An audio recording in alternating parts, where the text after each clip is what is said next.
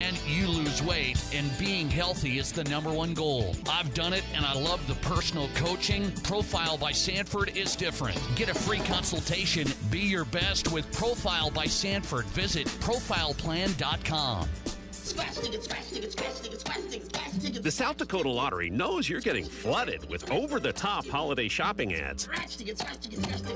So we'll just give you a subtle reminder that our holiday scratch tickets are easy, affordable, and jolly good fun for everyone on your list. So, if it crosses your mind, give holiday scratch tickets from the South Dakota Lottery this year. Everyone gets scratch tickets. Good fun. Must be 18 to play. Please play responsibly. I'm with Brian from Anytime Auto Sales Service and Detail. You've added another new product to your arsenal. The Braxton Creek Bushwhackers are back in stock, and it's been a long wait, so hurry in before they're gone again. I tell you, these little rascals got so many options for their size, it's unreal. Amazing little units, complete with kitchen, sink, cooktop, cooler, memory foam mattress, even a built-in furnace and air conditioning system. It really is incredible all the amenities these teardrops have, folks. To have their own heating and cooling system in a unit this size, you gotta be kidding. Unbelievable. Totally self-contained off-road suspension campers with their own battery power and propane tank, and they're solar ready too. They even have a built-in stereo and come pre-wired for TV. With over 2 million acres just minutes away, it's time for adventure junkies to head for the hills. Hey, there's no better way to disappear for a while in one of these little campers, people. You just gotta see these Bushwhacker teardrops. Now at Anytime Auto Sales. See anytime.com, and as always at the corner of Highway 79 in East Minnesota.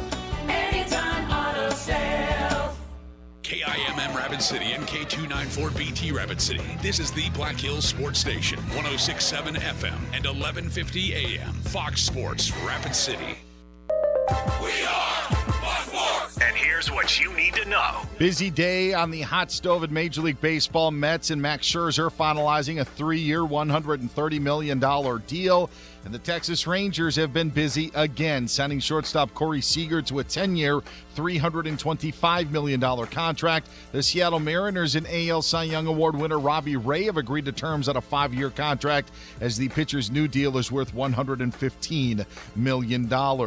Cowboys head coach Mike McCarthy won't coach Thursday against the Saints after testing positive for COVID-19. Defensive coordinator Dan Quinn will serve as the head coach. Cowboys defensive tackle Tristan Hill was suspended 2 games for throwing a punch at a Raiders player during their post-game handshake following Thursday's game. Panthers running back Christian McCaffrey done for the year, placed on injured reserve with an ankle injury. Vikings running back Dalvin Cook has a dislocated shoulder and torn labrum, but he is not done for the season, according to reports. I'm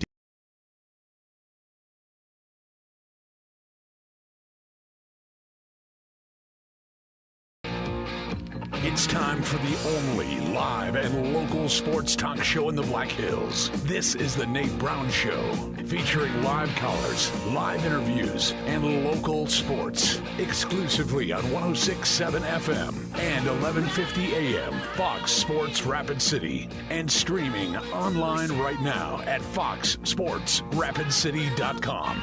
From the biggest national names to the hottest local stories, welcome to the Nate Brown Show. Here's your host, Nate.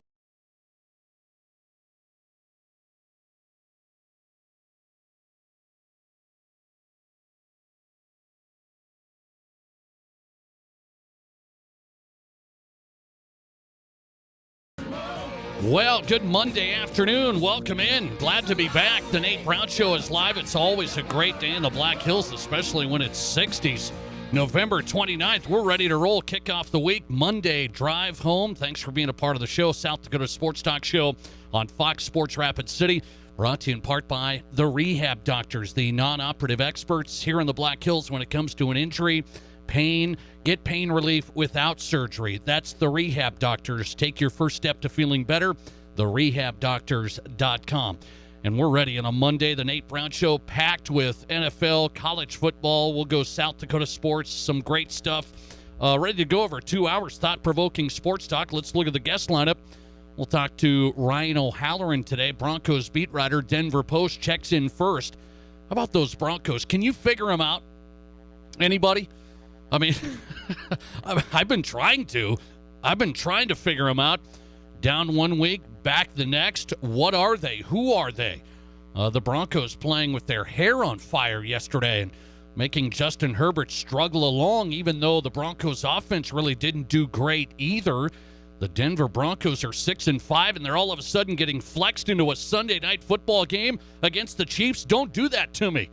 We don't want to put up with that. Nonetheless, Ryan O'Halloran, his reaction, where are the Broncos really at? Well, they're one game out in the AFC West. It's amazing.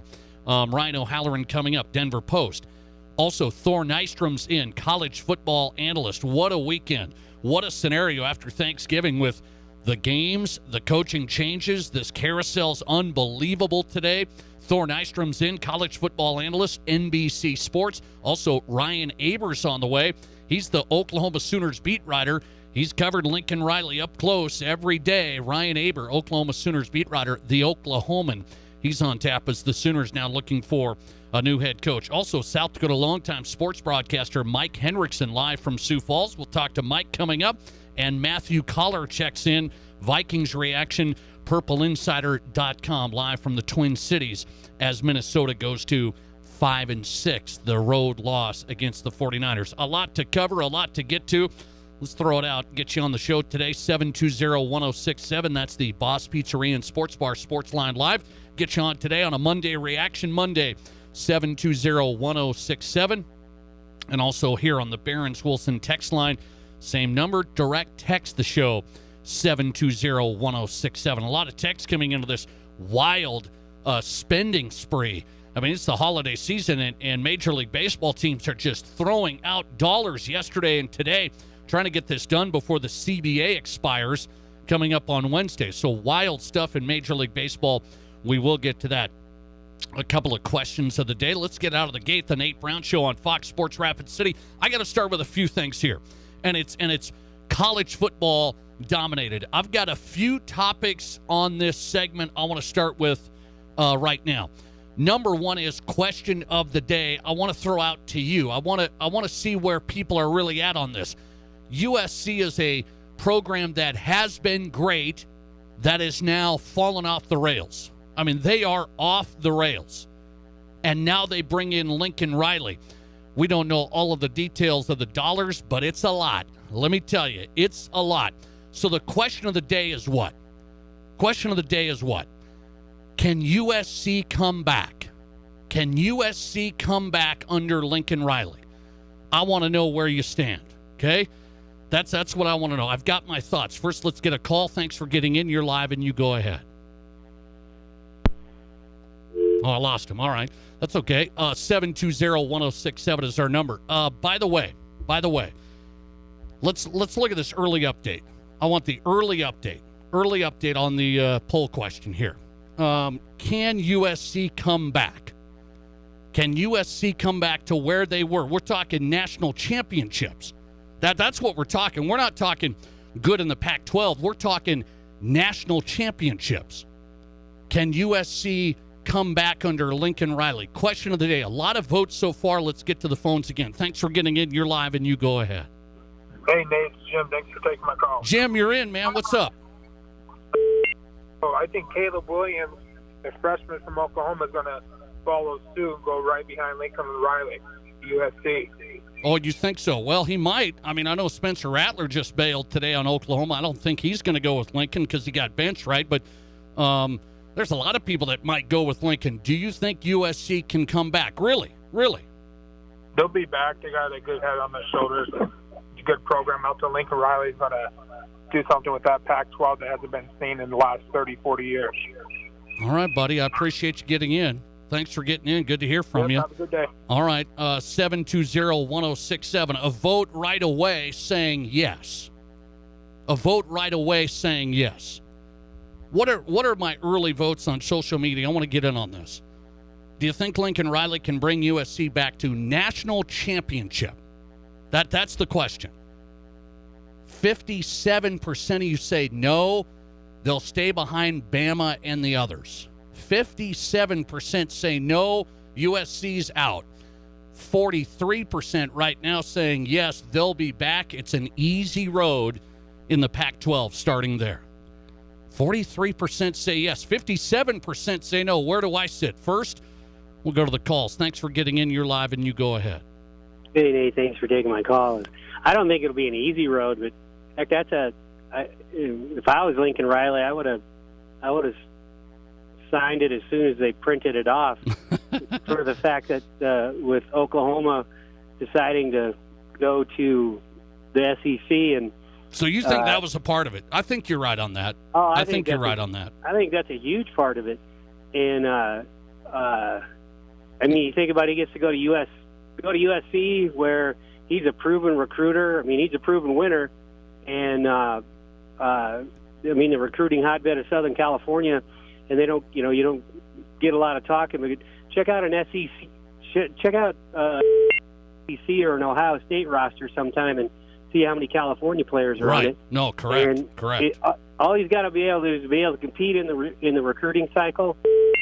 And to get back to saying they're going to win a national title, well, they got a long road to hoe to get there. But okay, but that's the benchmark there. Oh, I mean, I agree absolutely. Yeah. But it's far easier. He's got a far easier path to get to even the championship series, going to play in the Pac-12 than he does going to play in the SEC. I think you're right on the. Hey, he had it made in the shade in the Big 12. He was good to go there. Now Oklahoma going to the SEC. I think he's like, hey, unbelievable dollars. Okay, that's what we know at USC private school. They got a bunch of dollars, and he said, I can make a run here. I mean, who's going to get in his way in the Pac-12? Nobody. And you think about it too so if the litmus test is national title and whatever, how many years you want to say. So if it's not him, then I guess pencil in who are you going to put in front of him is it's kind of right now it's the SEC and everybody else, and I guess we'll see how the Big Ten participant in the football playoffs this year will do. Yeah, but, I don't know if they'll do well. I mean, if that's Michigan, I don't know. Right, and so it's so we either got to, as a college football fan, just I guess decide we're all going to be SEC fans, or just accept the fact the only people who are going to win it is Georgia. Either that, or like I said, is. So you're pulling for him. You're pulling for him. Yeah, bring USC into the picture. We need a little more variety, and I'd love to see USC be back and be in contention, and it'd be better for college football. Yeah, I got you on that, man. Thanks for getting in. Appreciate it. 720-1067. It's interesting. So 57% of the folks on social media, Nate Brown Show question of the day, say he can't bring him back. 57% say he can't bring him back. 43% say, yeah, they will get back in the mix at USC. Let's take another one. You're live, and you go ahead.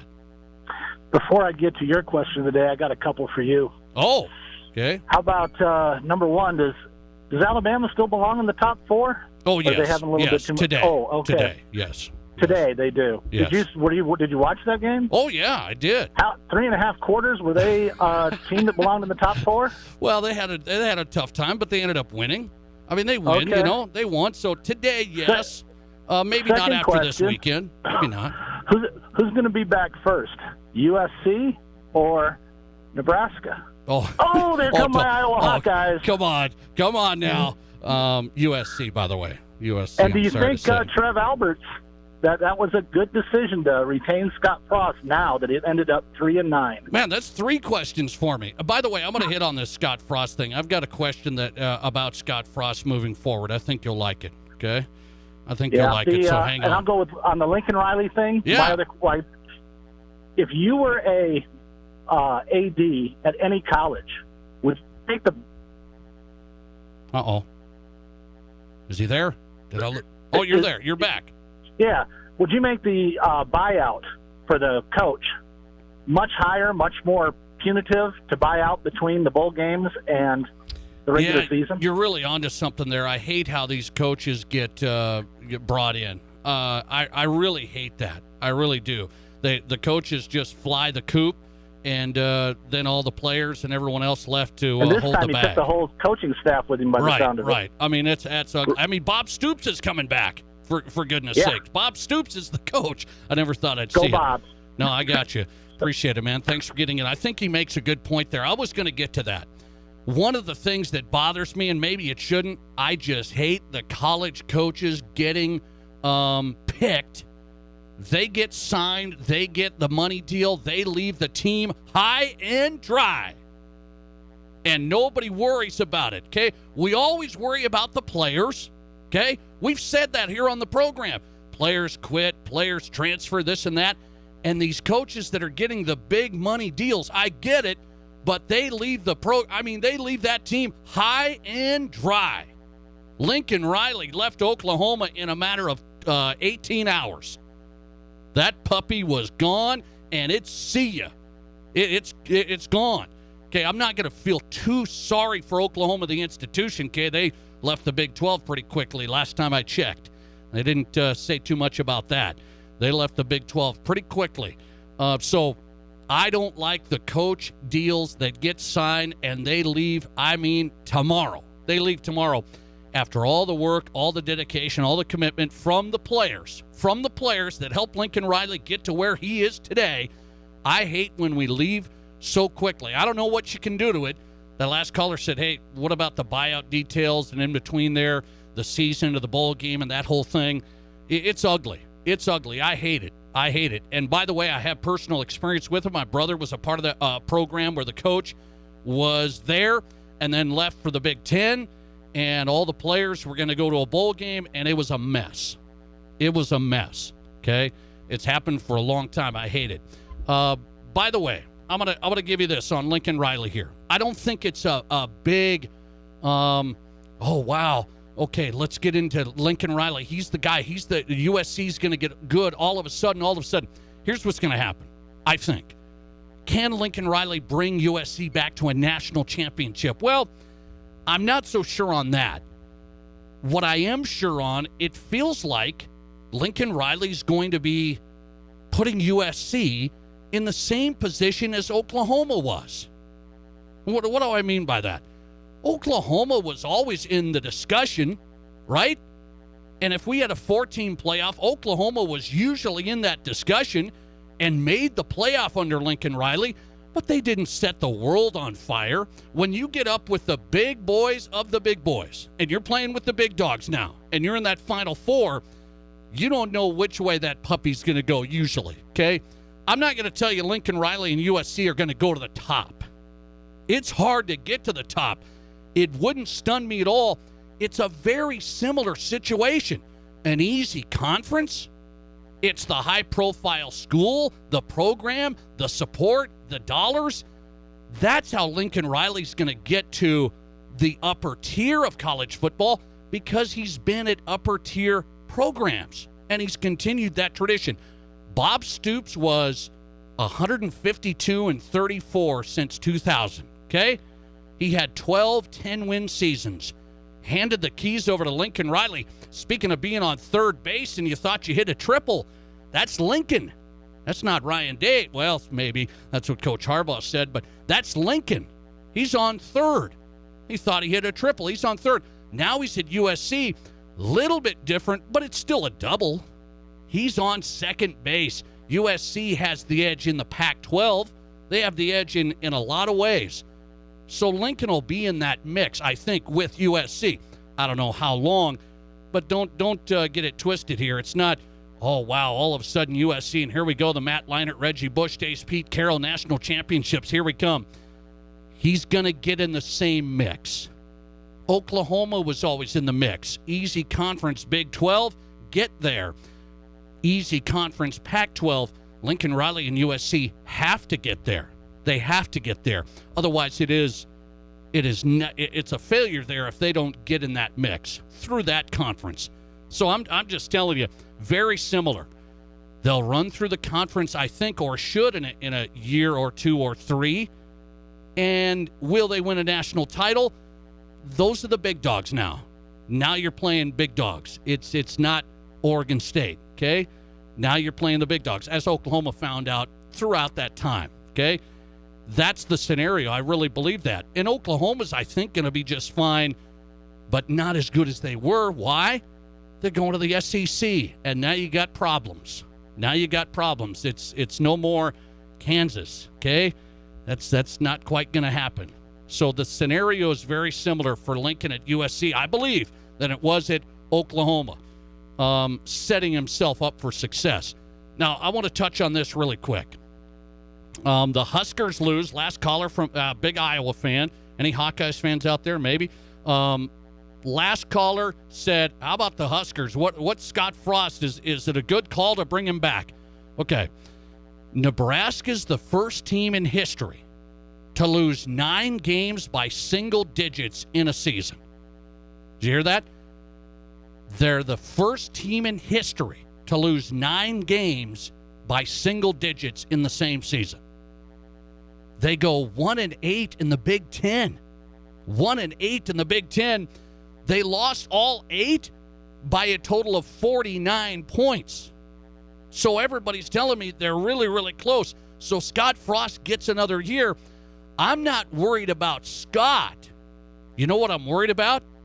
Next year, this coaching search that he's on himself right now. Why? I'm trying to look for pretty high-quality coaches, right? I've fired some coaches. I'm trying to bring in some guys now. I need some support around me. Who do you think's going to come into Nebraska in the support personnel with 1 year experiment going here with Scott? He's going to have to do some work here. What I'm telling you is the high-profile, top-tier coordinators, talent out there in the coaching world, would you take that risk if you're a top-tier guy? Leave somewhere to go to Nebraska for the 1 year experiment? They're close, but are they close enough for me to say, yeah, I'll go with Scott because I think it's going to work out? That's a big I think. That's a big I think. That's my concern. It's about the coaches coming in. That's my concern. Can he find the right coaches? It's a risky proposition. He's looking for coaches right now. That's the story behind the story. He needs some good guys with him. I don't know who he's going to bring in. That's what I want to watch with the Huskers. Thanks for calling. You're live, and you go ahead. Hey, Nate, Todd Palmer. How you doing? Todd, I'm good. What's up? Good deal. Happy belated Thanksgiving. Appreciate it. Hey, you too. Talking college coaching carousel here. Have you seen anything on Twitter, in Twitterverse, or any of your contacts where ex-University of South Sioux Falls coach Kalen DeBoer, who's now at Fresno State, just got hired at University of Washington? Yeah, I saw that. Yeah, they just made it official just moments ago. He's at Washington. Kalen DeBoer, yeah. I interviewed him on this show. Really good guy. Good guy. Yeah. Yep, good deal. I just honestly, I've just been talking with some former USF players that that are friends of mine and former high school classmates of mine, actually, and his name came up. You know what's cool about that, Todd, is Kalen DeBoer goes to Washington. I believe I have this right. 3 guys on his staff at USF, they were with him all the way at USF. 3 guys are staying with him all the way to Washington. Now, that's something. From USF to the Pac-12. That's something. That's a good story right there, yeah. It is. Appreciate it. Thanks for getting in. I appreciate that. Now, that's an interesting story, right? Kalen DeBoer was started at USF. I interviewed him here on the show. I think that was that a year and a half ago, somewhere in there?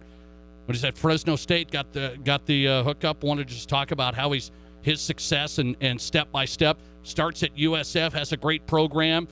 Fresno State, now they're pretty good. Last time I checked, they 9-3. Did he go 9-3 this year? And now he goes to Washington. Who am I rooting for? Kalen DeBoer and the Huskies or Lincoln Riley? Well, I'll leave that to you. By the way, keep an eye on the Husker situation, okay? Keep an eye on the Husker situation, the coaching situation, what I'm interested in, because it is 1 year. I mean, that's kind of the extension. I know he has a contract through 24, right? 25, somewhere in there. But it's a 1 year experiment, and he's looking to hire assistant coaches. Listener text, love how Iowa caller judges their success as being better than Nebraska when was Hawk Squawk's last national title. Hawk Squawks. We get into this Iowa-Nebraska thing. All right, there's more time for that. I want to come back with the Broncos beat writer Ryan O'Halloran. Let's shift to the NFL. Denver Post, Broncos beat writer Ryan O'Halloran. The Broncos, who are they? I'm serious. Who are they? 1 week up, Another week down. A lot of inconsistency. What does that tell us? They're 6-5, and they have the Chiefs Sunday Night Football. Ryan O'Halloran, Denver Post on the way. Your sports, your show. This is the Nate Brown Show on 106.7 FM and 1150 AM. Fox Sports Rapid City. Hello, this is Robbie at Bargain Barn Tire Pros. At Bargain Barn Tire Pros, we are what we like to call your one-stop vehicle shop. Some of you don't realize that we're more than just a tire shop. We are a full-service center. We do brakes, shocks, alignments, and we also do exhaust. So if your vehicle is loud or making a squeak, call the pros at Tire Pros. 1610 Campbell Street, 1811 Deadwood Avenue, or look us up on the web at bargainbarntire.com. Here's your Fox Sports Rapid City forecast. Overcast skies tonight with a chance for scattered rain showers. Lows dip down to about 37. Northwesterly winds 8 to 15 miles per hour. Sunshine mixed with clouds at times. Tomorrow, highs level off around 57. Partly cloudy tomorrow night, lows around 42. Low 70s Wednesday, mid 70s Thursday. That's your forecast on the Black Hills Sports Station, Fox Sports Rapid City. Currently, it's 57. Hi, this is Rihanna Wicked at Elevate Performance. We are currently accepting new patients in need of physical therapy, and we want to show you the Elevate difference. At Elevate Performance, you have our guarantee of receiving one-on-one, high-quality care with a doctor of physical therapy. At Elevate, it's personal, and we are ready to be your partner in empowering you to live a healthy life pain-free. Remember, you have a choice for physical therapy in Rapid City, and we want you to experience the Elevate difference. We are currently accepting new patients. Just visit elevateperformancesd.com. Count on First Gold Gaming Resort for the biggest giveaways in Deadwood. Every Friday through Sunday, win your share of $8,600 in promo play through hot seat drawings. Every Saturday night, it's First Gold's Lucky Sevens giveaway, where you can win $1,000 cash at the top of every hour from 6 p.m. till midnight. Get in on First Gold's $2,000 slot tournaments on Friday and Sunday, or win a 43-inch Sony Smart TV every Sunday night at 6 p.m. First Gold Gaming Resort, where your first stop on Main Street as you're coming into Deadwood. Do you own a Toyota, Honda, Nissan, Jeep, Subaru, or Lexus? Good news! Your vehicle is in high demand and worth more than ever due to the Black Hills having limited inventory. Call or come by Denny Menholt Toyota in Rapid City today. We buy vehicles outright or take trades, and we want to talk to you. At Denny Menholt Auto Group, we buy cars. Did you know that vehicles are in high demand? Due to limited inventory, your vehicle has never been worth more. Stop by any of our Rapid City Denny Menholt dealerships and either sell or trade today. Located off I-90 on East Mall Drive. Drive in today. Broadcasting from the Anytime Auto Sales, Service, and Detail Studio. Sales, service, and side-by-sides. This is Fox Sports Rapid City.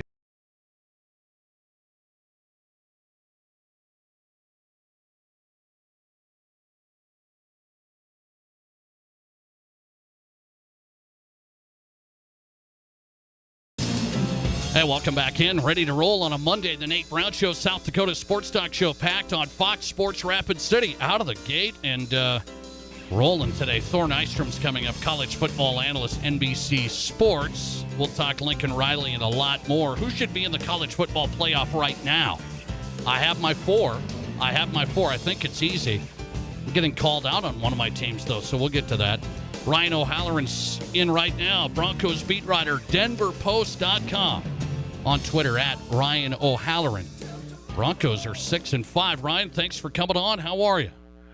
I'm good, Nate. Good to join you again. Appreciate your time. So I've asked the audience here. I can't figure them out.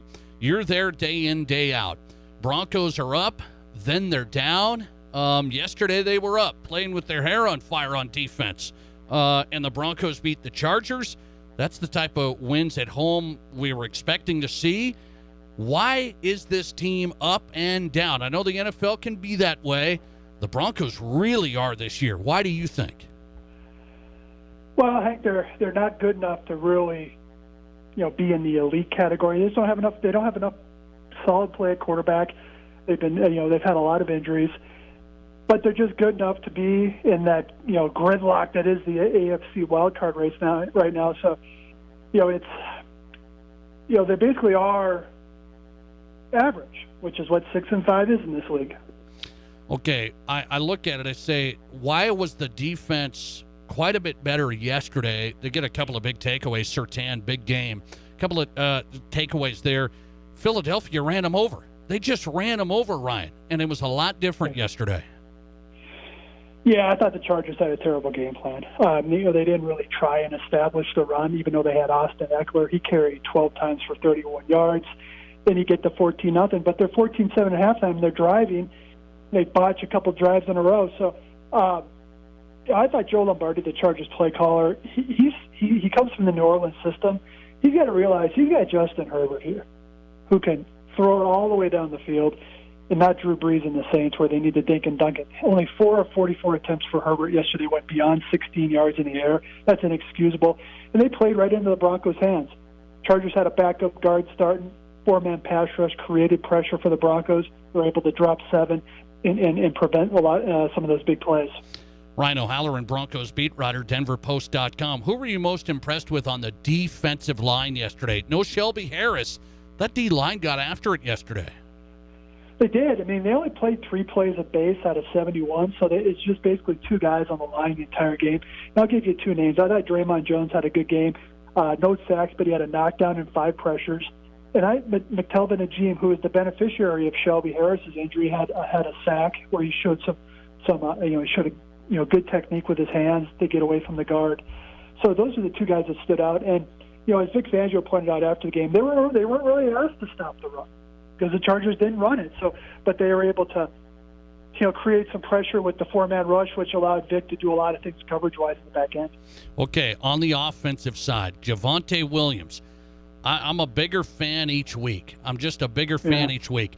When are the Broncos going to go, hey, this is the workhorse here. This is the guy. Yeah, I don't think that's going to happen until 2022, as much as I disagree with that plan and agree with your sentiment, Nate.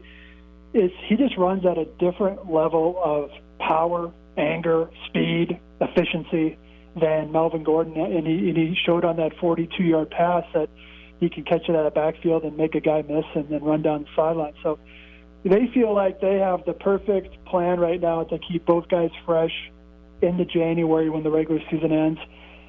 I disagree with that plan. I wrote it, but they seem really committed to it right now. Okay, so they're just going to share the workload there. I would just give a lot more workload to Williams. So you say, why Williams? I know you say he's just better all the way around, but should you be careful with the guy running him into the ground?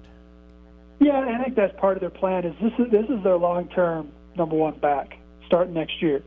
Melvin Gordon's contract is up after year. Hey, might as well just run him because he's of no use to you next year, because he'll probably go sign somewhere else. So, what hasn't developed is, the Broncos haven't won a ton of close games. I mean, so they haven't really had to ride a hot hand. I mean, like yesterday, they're up 2 touchdowns with 4.5 to go. They could just rotate them, and they ran out the clock. So, in that situation, I do agree with, hey, you might as well split the workload during those 9 plays. But I would start Javonte Williams against Kansas City. They have not played him before. They may be in a shock and awe against him, and I would try and do that and get a spark, see if you can actually get a lead at Arrowhead. Broncos beat the Chargers, now 6-5. Sunday night flex game at Kansas City. Broncos Chiefs coming up Sunday night.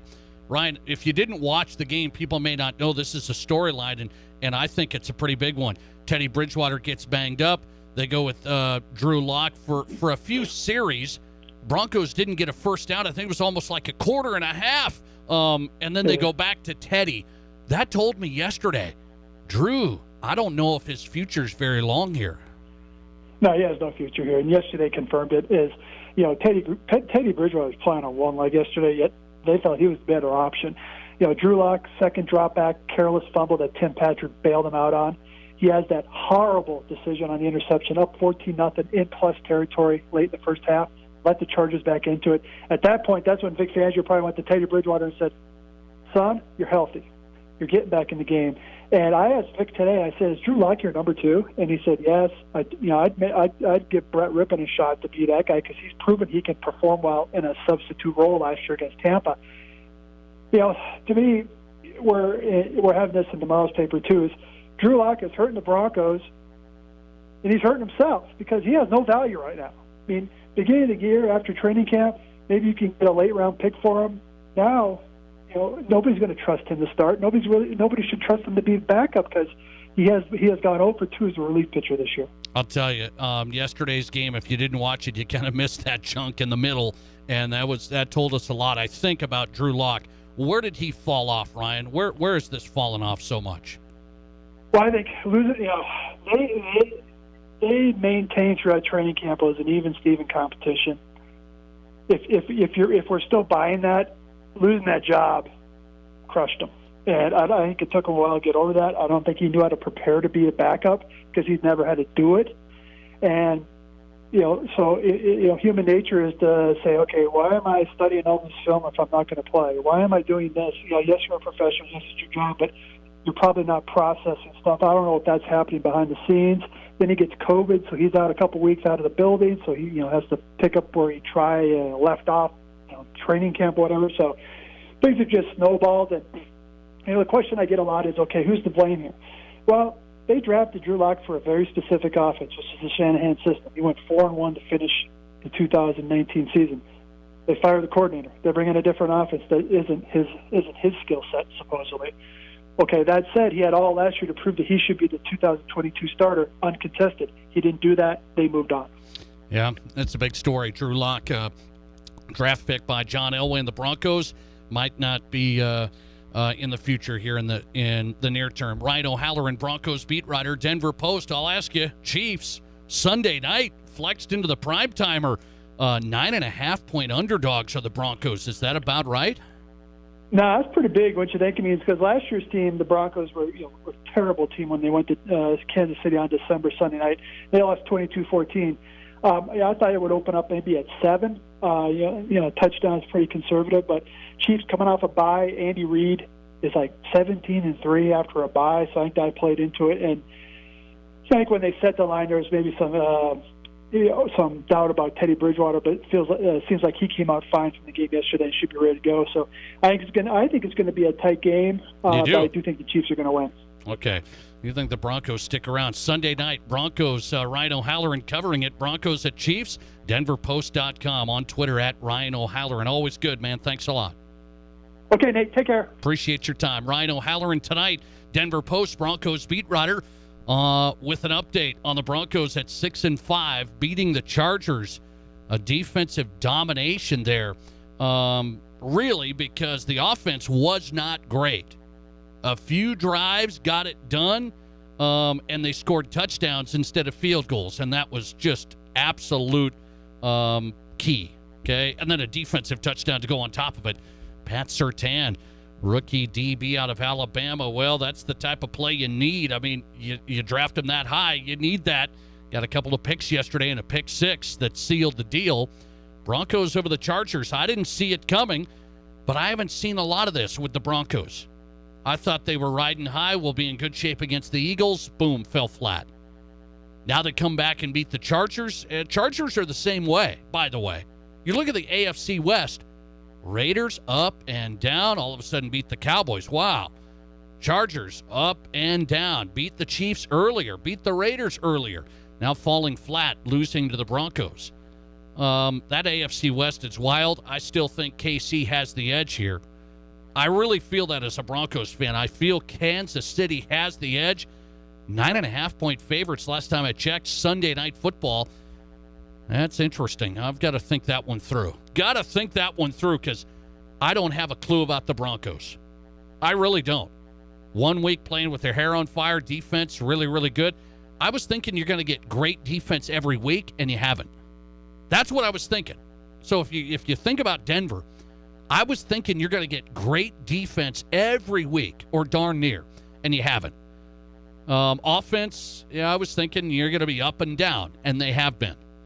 And the up isn't very high, okay? That ceiling's not very high when you're up. And when you're down, it's not good. It's Steelers losses and Raiders losses and Eagles losses.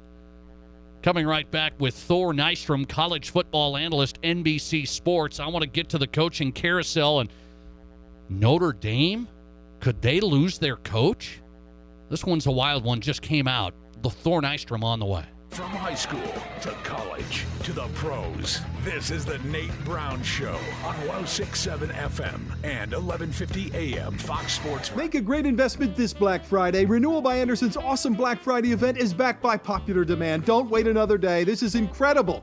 20% off every window plus a Visa gift card up to $1,500. No money down, no interest, no payments for 18 months. You don't pay a dime until 2023. Make a fantastic investment. Act fast. This incredible offer runs from Black Friday, November 26th through December 10th only. But don't wait. Book your free estimate right now at RBARapidCity.com. Renewal by Anderson's Black Friday sale is back. At Terrell Tires in the Speed Center, we let our customers do the talking. Very well-maintained tire and speed shop, over-the-top service, and very reasonably priced. Need I say more? Scott and crew at Terrell Tires have always gone over and beyond for us. Great prices for great tires. Also, anytime we've needed odd-sized tires for ranch equipment, Scott gets us what we need. Great customer service. Spent plenty of time answering all of our questions, and the truck looks awesome with the new rims. Terrell Tires and the Speed Center, 105 North Campbell Street, Rapid City.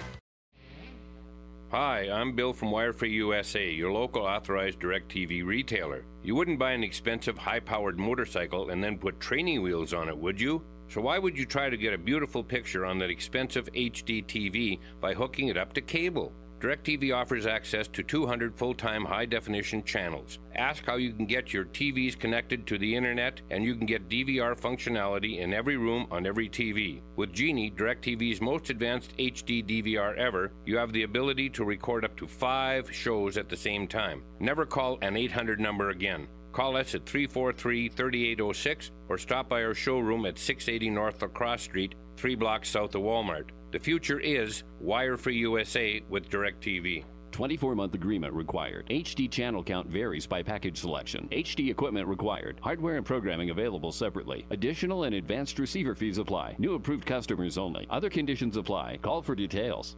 In the past, if you needed auto body repair, you had to get multiple estimates and then try to get your car into a shop for repair. Well, not anymore. In most cases, you can stop by one shop, get your estimate, and schedule your car for a repair. The question now becomes which shop you choose. If you like quality, choose J&J Truck and Auto Body. They have ASE, PPG, and Gold iCar certifications that allow them to offer you a nationwide warranty, and they'll work with your insurance company so you're pleased with the outcome. J&J Truck and Auto Body, 1513 East Philadelphia.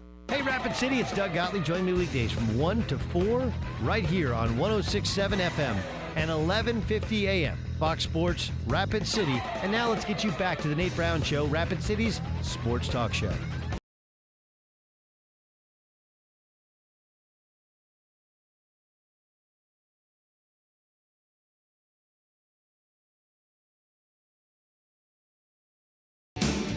Your sports, your show, the Nate Brown Show. Glad to be back on a Monday. Hope you had a nice Thanksgiving, a little break for some of you, I hope. Now we're back and ready to roll. Just jam-packed tonight on Fox Sports Rapid City. Remember, catch the show on Twitter at Nate Brown Show. Watch us live right there in studio camera. Rolling at Nate Brown Show on Twitter. Also on YouTube, The Nate Brown Show. You'll find us. Ryan Abers coming up, Sooners beat writer. A lot going on with Oklahoma. Yeah, imagine that. Ryan Abers coming up, the Oklahoman Sooners beat writer. Covered Lincoln Riley day in, day out. He's on the way. The Vikings reaction with Matthew Collar tonight. Purple Insider. What's the story with the 5-6 Vikings? Are they still a playoff team? Are they? Are they? We'll get to it. Matthew Collar's on the way. College football with NBC Sports Edge. It's Thor Nystrom. Let's get him on tonight. Find him on Twitter at ThorKU. Thor, good to have you back. How are you? I'm doing great, Nate. How you doing? I'm doing good, man. This is a wild one. College football sent us for a loop here this weekend with the games, the outcomes, and the coaching carousel here. 21 openings in the college coaching world, and some of them being filled, and some big ones. So I'll get your reaction. My question of the day today, Thor, to the audience is, can Lincoln Riley get USC back to the national championship? I'm talking national championship. 43% of my audience says yes. 57% say no. Where do you stand? I'd say yeah. Yeah, I mean, theoretically, for sure. He has a much easier road there than he does in the SEC, whether that be at Oklahoma. Obviously, they're moving there year after next, I think, or whether it would have been at LSU. So I think I would agree with the optimism at USC over either of those schools in the future. Okay, here's my breakdown. I say, I don't know if he can win a national championship, okay? He didn't at Oklahoma, but he was in those conversations. He was able to get to the playoff. I see it very similar. Oklahoma got through a Big 12 that wasn't great, and Lincoln Riley was the benchmark, and that program was. USC should be the same thing in the Pac-12, right? That's what you're saying. They shouldn't be challenged extensively there if they do it right. That's how I see it. You look at Washington is way down. Wazoo's a mediocre program. Oregon's really the only big competition you have there right now. UCLA's mediocre. Cal's a bad program right now. You just go down the line. USC, if they hop up here next season, or even if it takes them 2 years, once they get playing, if they even get close to where they were playing under Carroll again, that could become a dominant team really quickly just because of how low the rest of the Pac-12 has been. I want to ask you, Thor Nystrom, college football analyst, NBC Sports Edge, Lincoln Riley to USC. People are saying it's north of $100 million, and there's all sorts of incentives and things, buying houses and all that. I don't know who to believe in what, but it's a lot of money. I'm going to say this. When it comes down to it, can Lincoln Riley get the California talent? Okay, you know this. Bryce Young, California kid, goes to Alabama. C.J. Stroud, California kid at Ohio State. Is that the difference? Can Lincoln Riley recruit those guys?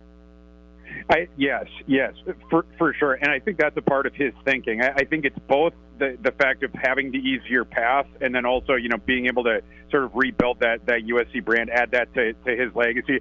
But it's also having the easier access to the ridiculousness of riches that is Southern California, those recruiting pipelines.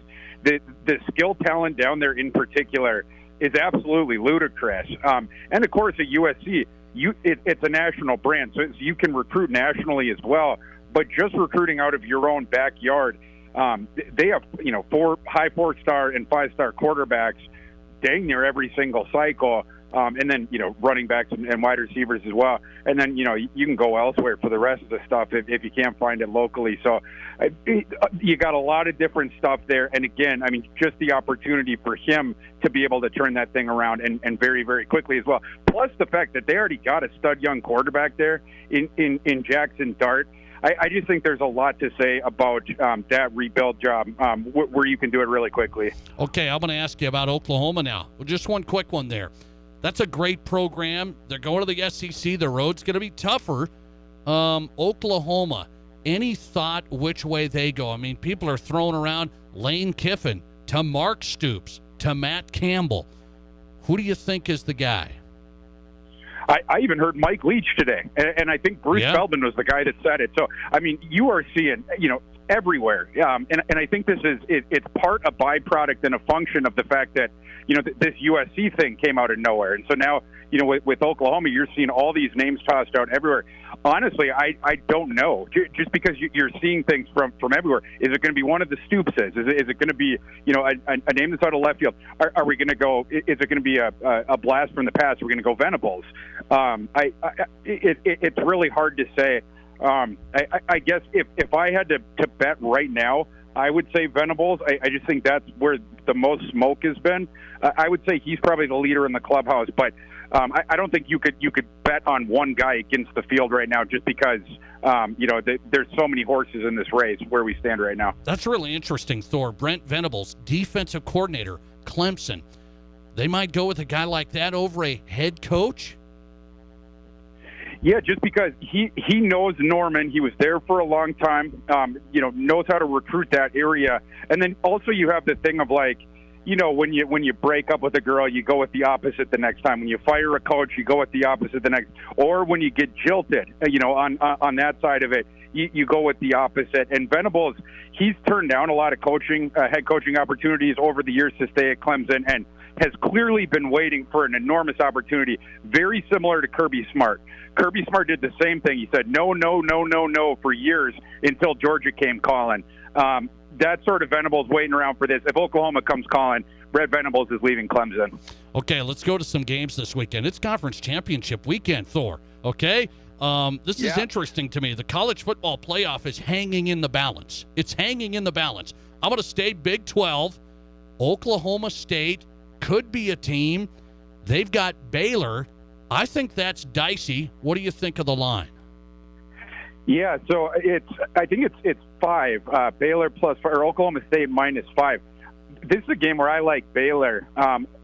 Oklahoma State is right out on the outside looking in right now of that college football playoff. They win this game, and a couple things happen. There's just an upset or two above them. They're going to get in. But you can't overlook Baylor here. Baylor matches up pretty well against them, but I think a part of the reason that the line is inflated is because Baylor's biggest loss of the season was to Oklahoma State. They lost by 10 earlier this season. Baylor's only other loss was that 2-pointer to TCU, which in hindsight was a very fluky loss. That was in the immediate aftermath of the Gary Patterson thing. It was the first time we'd seen extended look at Chandler Morris, this quarterback TCU had that played out of his mind that game or whatever. But in the Oklahoma State game, Baylor was coming off of their upset of Iowa State, and they just came out and played flat against Oklahoma State. They punted their first 8 possessions, but despite that, it was a 3-point game with 2 minutes left, and then Oklahoma State ended up punching in a late touchdown to make it look bigger. I think this line is too big. For me, this is more of a coin flip game. My line on it is Oklahoma State minus 2.8. That's how I see it. I actually like Baylor to upset Oklahoma State on Saturday. And that would seal their fate, getting them out of the picture. By the way, Big Ten, Iowa got a little help. They beat the Huskers and then got a little help. So it's the Hawkeyes in the Big Ten championship against Michigan. Michigan rolling high. Harbaugh's first win ever over Ohio State. How's the Big Ten championship playing out for you? You have to wonder, can Michigan have a repeat showing after they just had the biggest win of the Jim Harbaugh era? And not only that, but in the same way that Michigan had a couple different things that gave them a puncher's chance against Ohio State when not a lot of people gave them a chance. Number one, they had a top 10 pass defense in the nation. And then number 2, they had that awesome rushing offense that was going to ensure that the game got shortened and stuff like that. Iowa has the same thing here against Michigan, turning it around.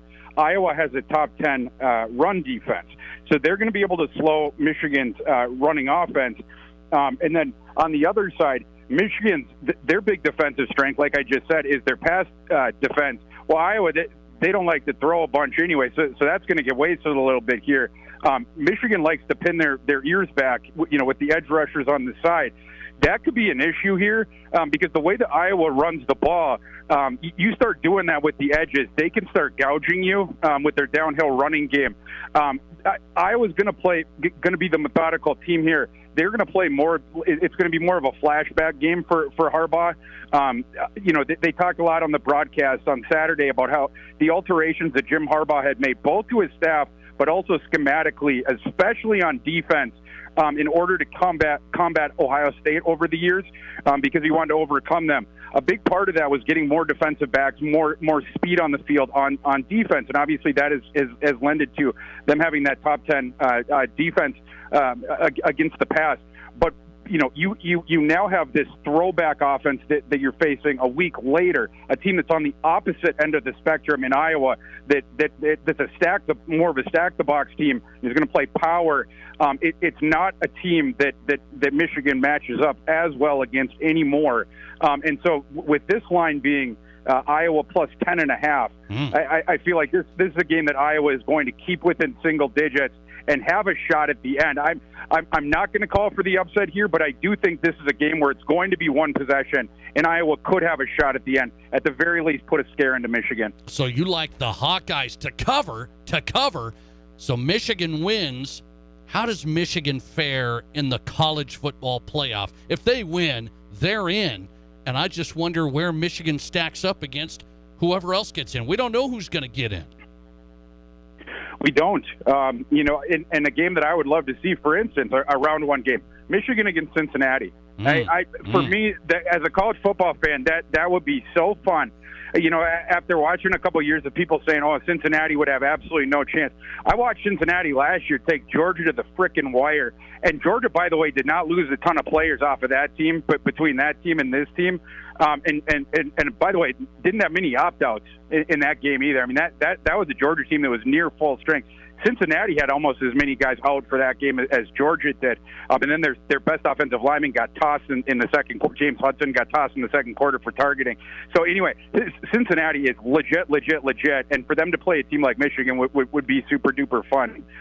Just as one example of a game that I would look forward to. Yeah. I'll tell you, the college football playoff's intriguing to me right now. It is intriguing to me. Georgia's kind of set. Okay. Georgia's set.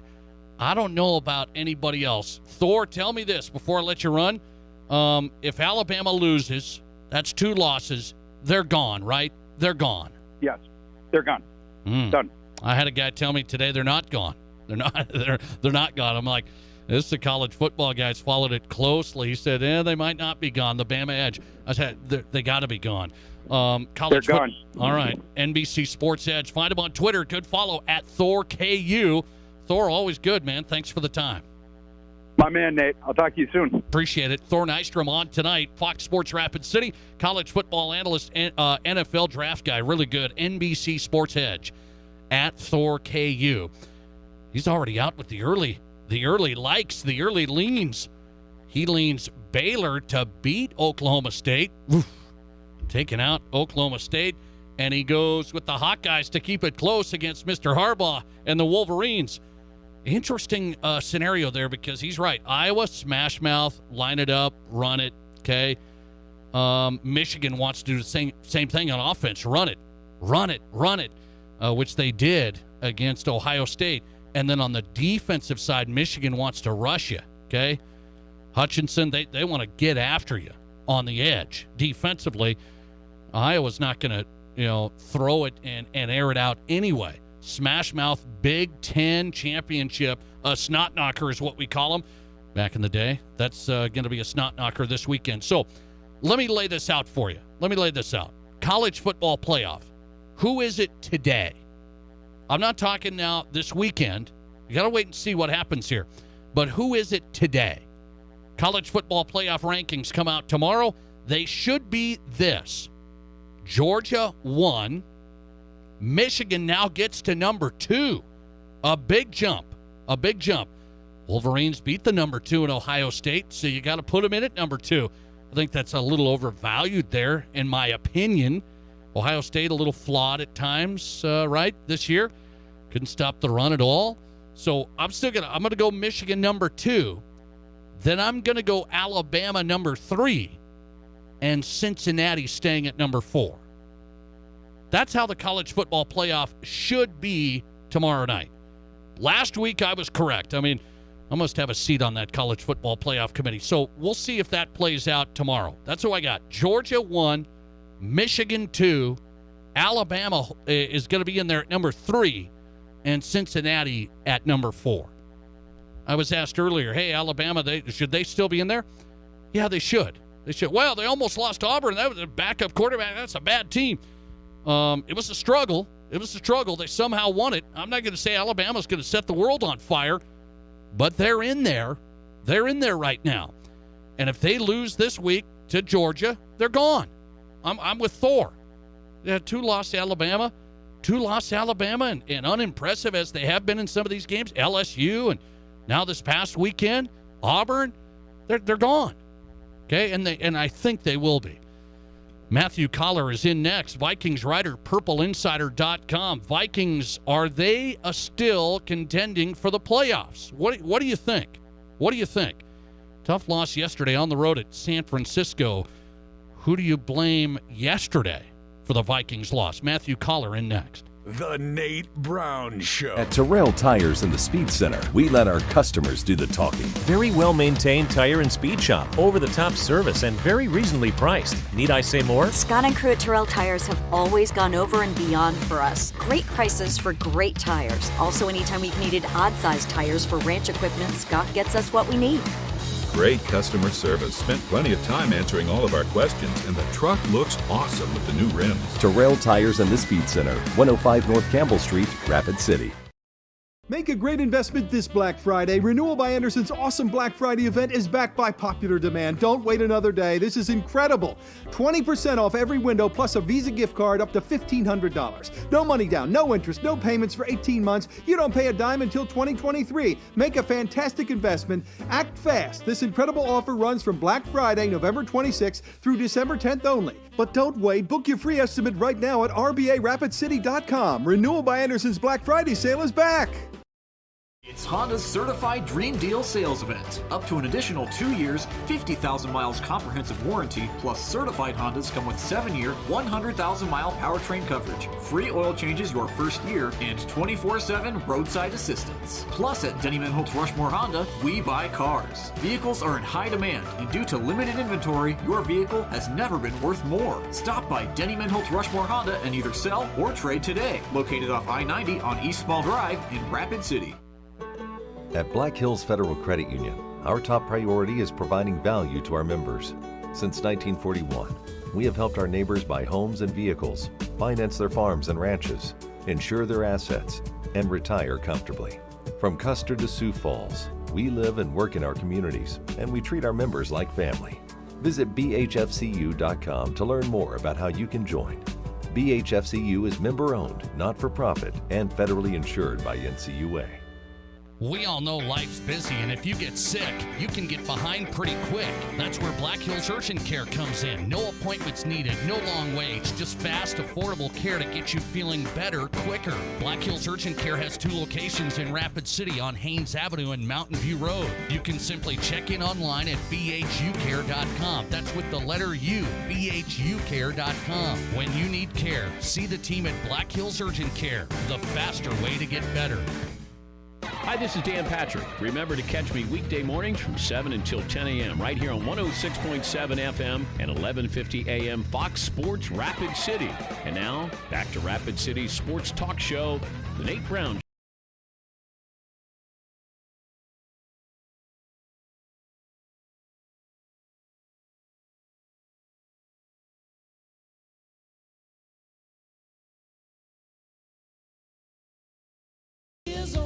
Well, there's no doubt about that. The heat is on the Vikings. I will tell you, hey, we're firing today on a Monday. We all on track today. We're hitting it right between the running lights. Back after a Thanksgiving break. Hope you had a good day. Thanks for checking in.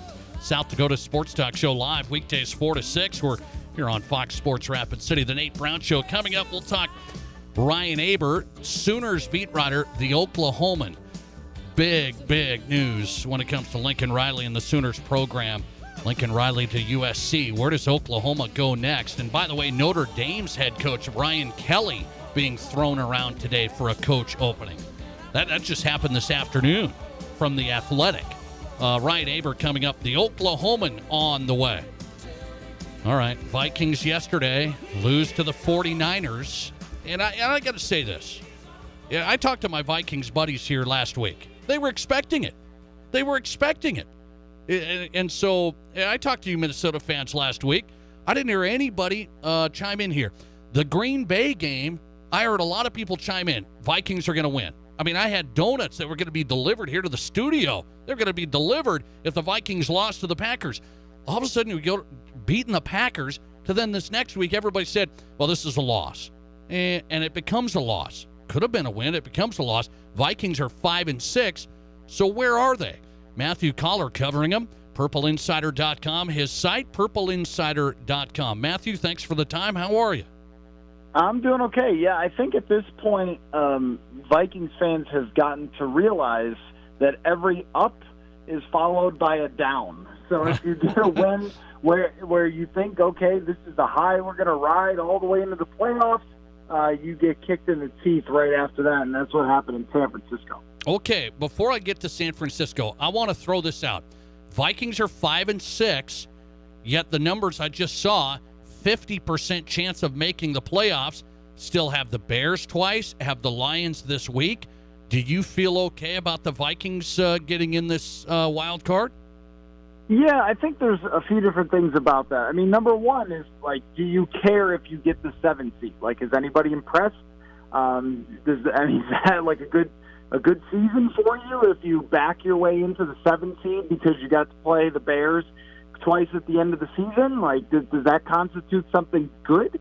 The other part of it is, like, there's a very real possibility that they still miss. I mean, they were in this exact place last year with almost the exact same looking team where they had Justin Jefferson and Adam Thielen going, and their defense was decimated by injuries. Like, this sounds familiar. And then the team melted down a couple of times in games that they should have won, including against Chicago last season, and missed the playoffs. I mean, I think the only difference is that you look around at the other NFC teams and you go, I don't know who's going to take this away from them. There's no one good.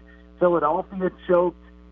Football team is playing tonight. I don't know. Maybe they get hot or something. Atlanta won in unconvincing fashion. So there's very few teams that you would say could actually, be better than the Vikings down the stretch, considering the schedules. But at the same time, with the defense as bad as it is right now and as beat up as it is, you could always see it going sideways. That's where I went last week. I said, okay, I like how Kirk Cousins really has played. Really, that's me, right, for the most part, and how he played against Green Bay. I said, I don't think the offense is going to be the problem. And I said last week, Matthew, this defense is sketchy. It's sketchy, and I don't think that's going to take them very far. How concerned should we be about the defense, really? I mean, give up over 200 yards rushing, 34 points yesterday.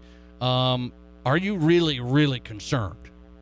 Oh, yeah. I mean, they have one of the worst defenses in the NFL at this moment. I don't think there's any question about it. Now, those numbers could look a little better after they face Detroit and after they face Chicago and Pittsburgh. My gosh, Big Ben is extremely washed. So maybe at the end of the year, they end up with the 20th best defense in the league or something. But, I mean, their defensive line was playing 4 guys that are not starters yesterday, and they just got steamrolled. And to me, that opens the door for you losing any game because they can't really pressure the quarterback. They can't really stop opposing teams' running games.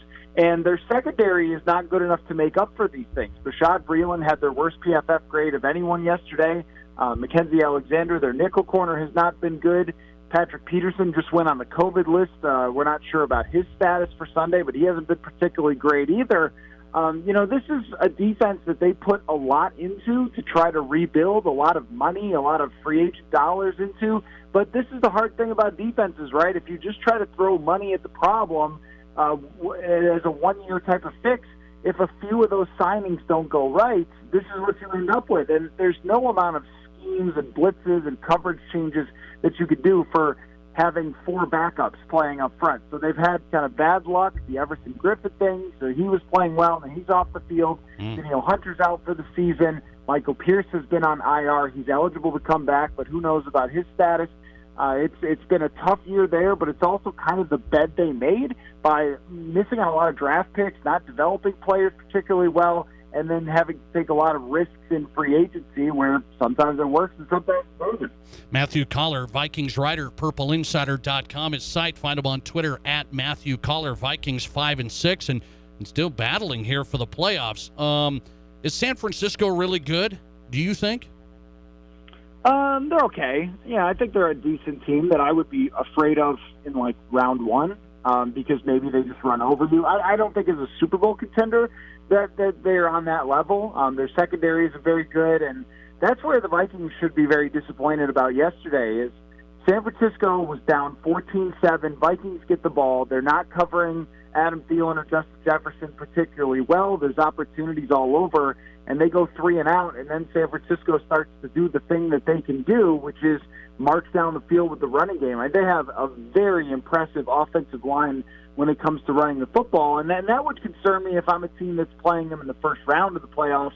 I don't think Jimmy G can take a team like this deep. I think you have to have a great team for Jimmy Garoppolo to take them deep, but I mean, it's not a loss that you walk away from with the Vikings going, you should be ashamed of yourself, Vikings. It's not like that. It's just that when you start a season 1-3, then you play with such a thin margin where every game you have to win in order to be taken seriously as a contender. So when you have a loss like this, yeah, it only drops you to 5-6, not a terrible team you lost to, and yet it feels like a huge gut punch because now you're below 500, and the Vikings have not been above 500 since the 2019 playoffs. Every time they get excited, fans, thinking, okay, win this game and prove yourself, it seems like this team comes up short. Okay, I want to get your read on Kirk Cousins yesterday. He wasn't great. Kirk wasn't great. I said I don't blame Kirk for a lot of stuff, but I know this is all debatable. Kirk lines up under the guard, and everybody's making fun of him, right? I don't know how Kirk ends up putting himself in these spots. What should we make of that little snafu there?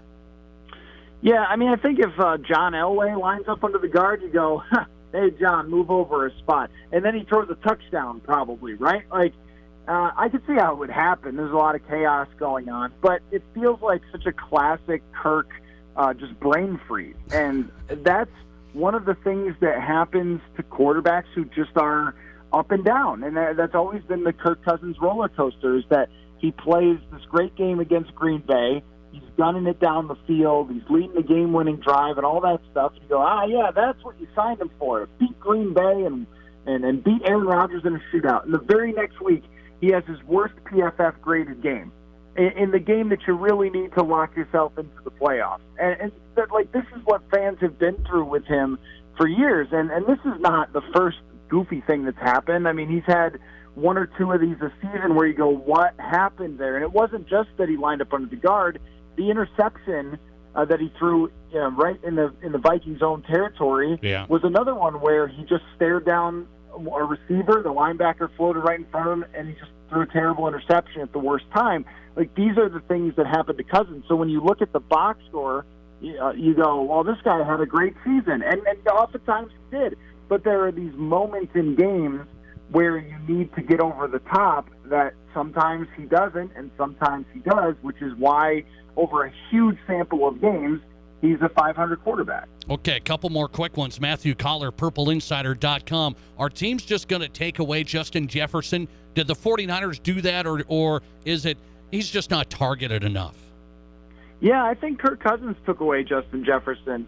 He was targeted 9 times, and I think 3 or 4 of them were just flat-out inaccurate throws. And then there was another time he threw it his direction on the 2-point conversion where Cousins just basically grounded the ball right in front of Justin Jefferson. I mean, there was right after he lined up under the guard, Jefferson was running open enough for him in the back of the end zone. He overthrew him.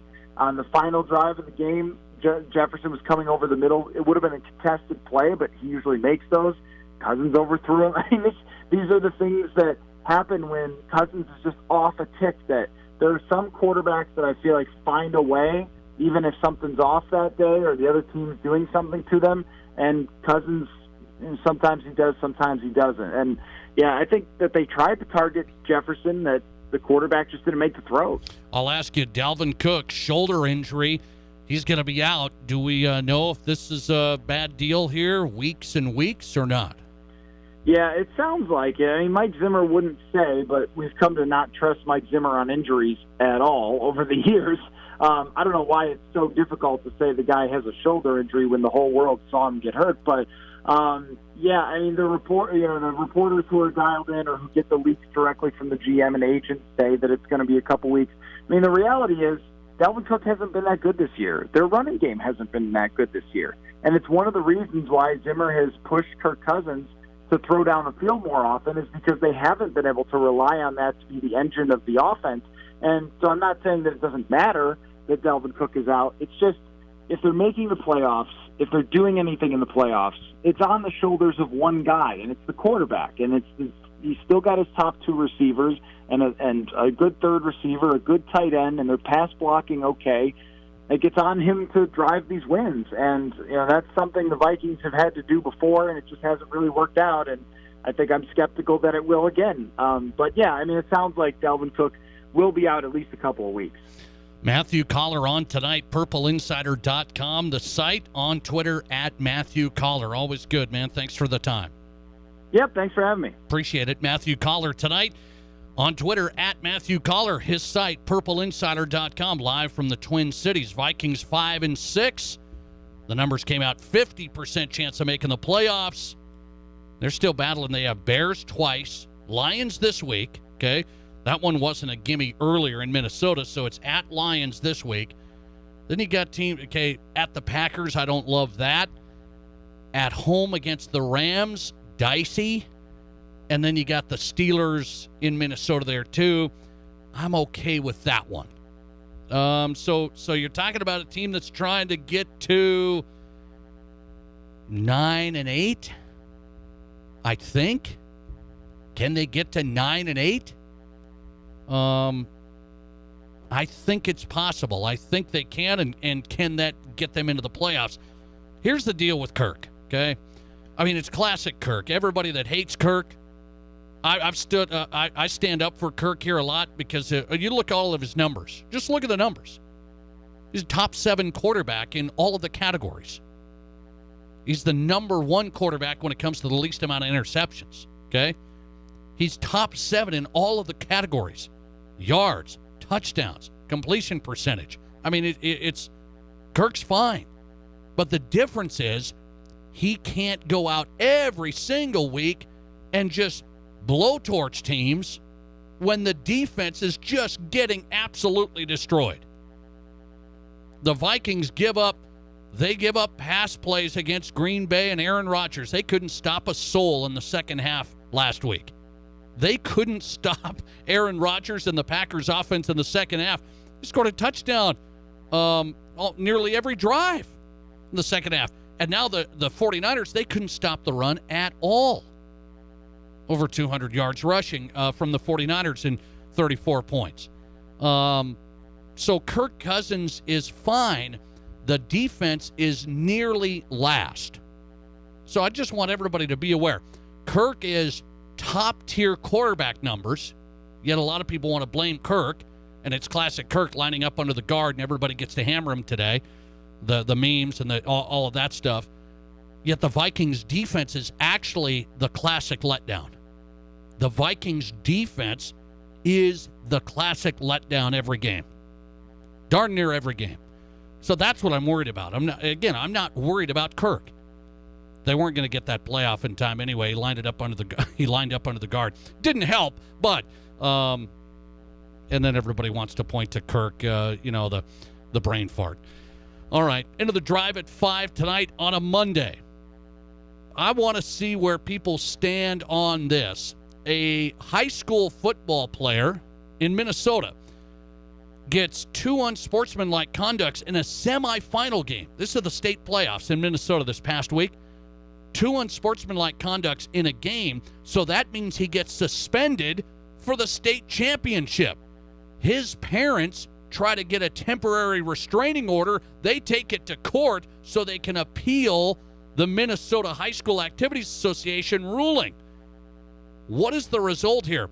Did the parents go overboard? Hey, their son's the quarterback, state championship. He gets suspended for that game. Parents take it to the court system.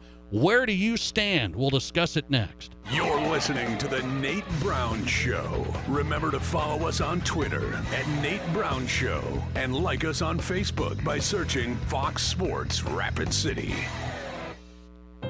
We're all going somewhere. Going higher, faster, farther. Going in new directions, to new places. At Monument Health, we keep going so you can keep going. We're dedicated to advanced orthopedic care with the latest innovations, technology, expertise, and treatment. So keep exploring, keep making memories, keep going with Monument Health as your partner. Learn more at monument.health/orthopedics. Get away from it all in the great outdoors for lasting family memories with a new or pre-owned RV from Dakota Discount RV. We make your RV experience fun and easy by providing you with a quality recreational vehicle, competitive pricing, and professional sales and service. Our large inventory of fifth-wheelers, travel trailers, toy haulers, and live-in horse trailers allows us to save our customers thousands of dollars compared to most dealers. Stop by and see us at Dakota Discount RV, 3330 East Mall Drive across from Cabela's and on JB Road, Blackhawk. KIMM Rapid City and K294BT Rapid City. This is the Black Hills Sports Station, 106.7 FM and 1150 AM. Fox Sports Rapid City. One of the best attributes of a trust is that you get to say how you want things to happen. I think that is one thing we set ourselves apart in is really getting to know people. We get really involved with people as far as what their needs are and what their family is like. In the end, it's all about our clients, our customers. It's about how we can make things best for them. They aren't a number, they're a person. Pioneer Bank and Trust is local. If you're in the market for a vehicle right now, you probably have noticed it's sometimes hard to find the right one. That's where Summit Automotive Group steps in. Stacy and Matt and their staff working hard to get a great selection of pre-owned vehicles at affordable prices. At Summit Automotive, they have a different outlook on selling you a vehicle. You'll experience stress-free shopping, friendly, honest service with no high-pressure sales gimmicks. Before you buy, drop by East Highway 44, summitautogrp.com. Hi, it's Colin Coward. Great to be in the Black Hills. Get in the herd weekdays 10 to 1 on 106.7 FM and 11:50 AM. Fox Sports.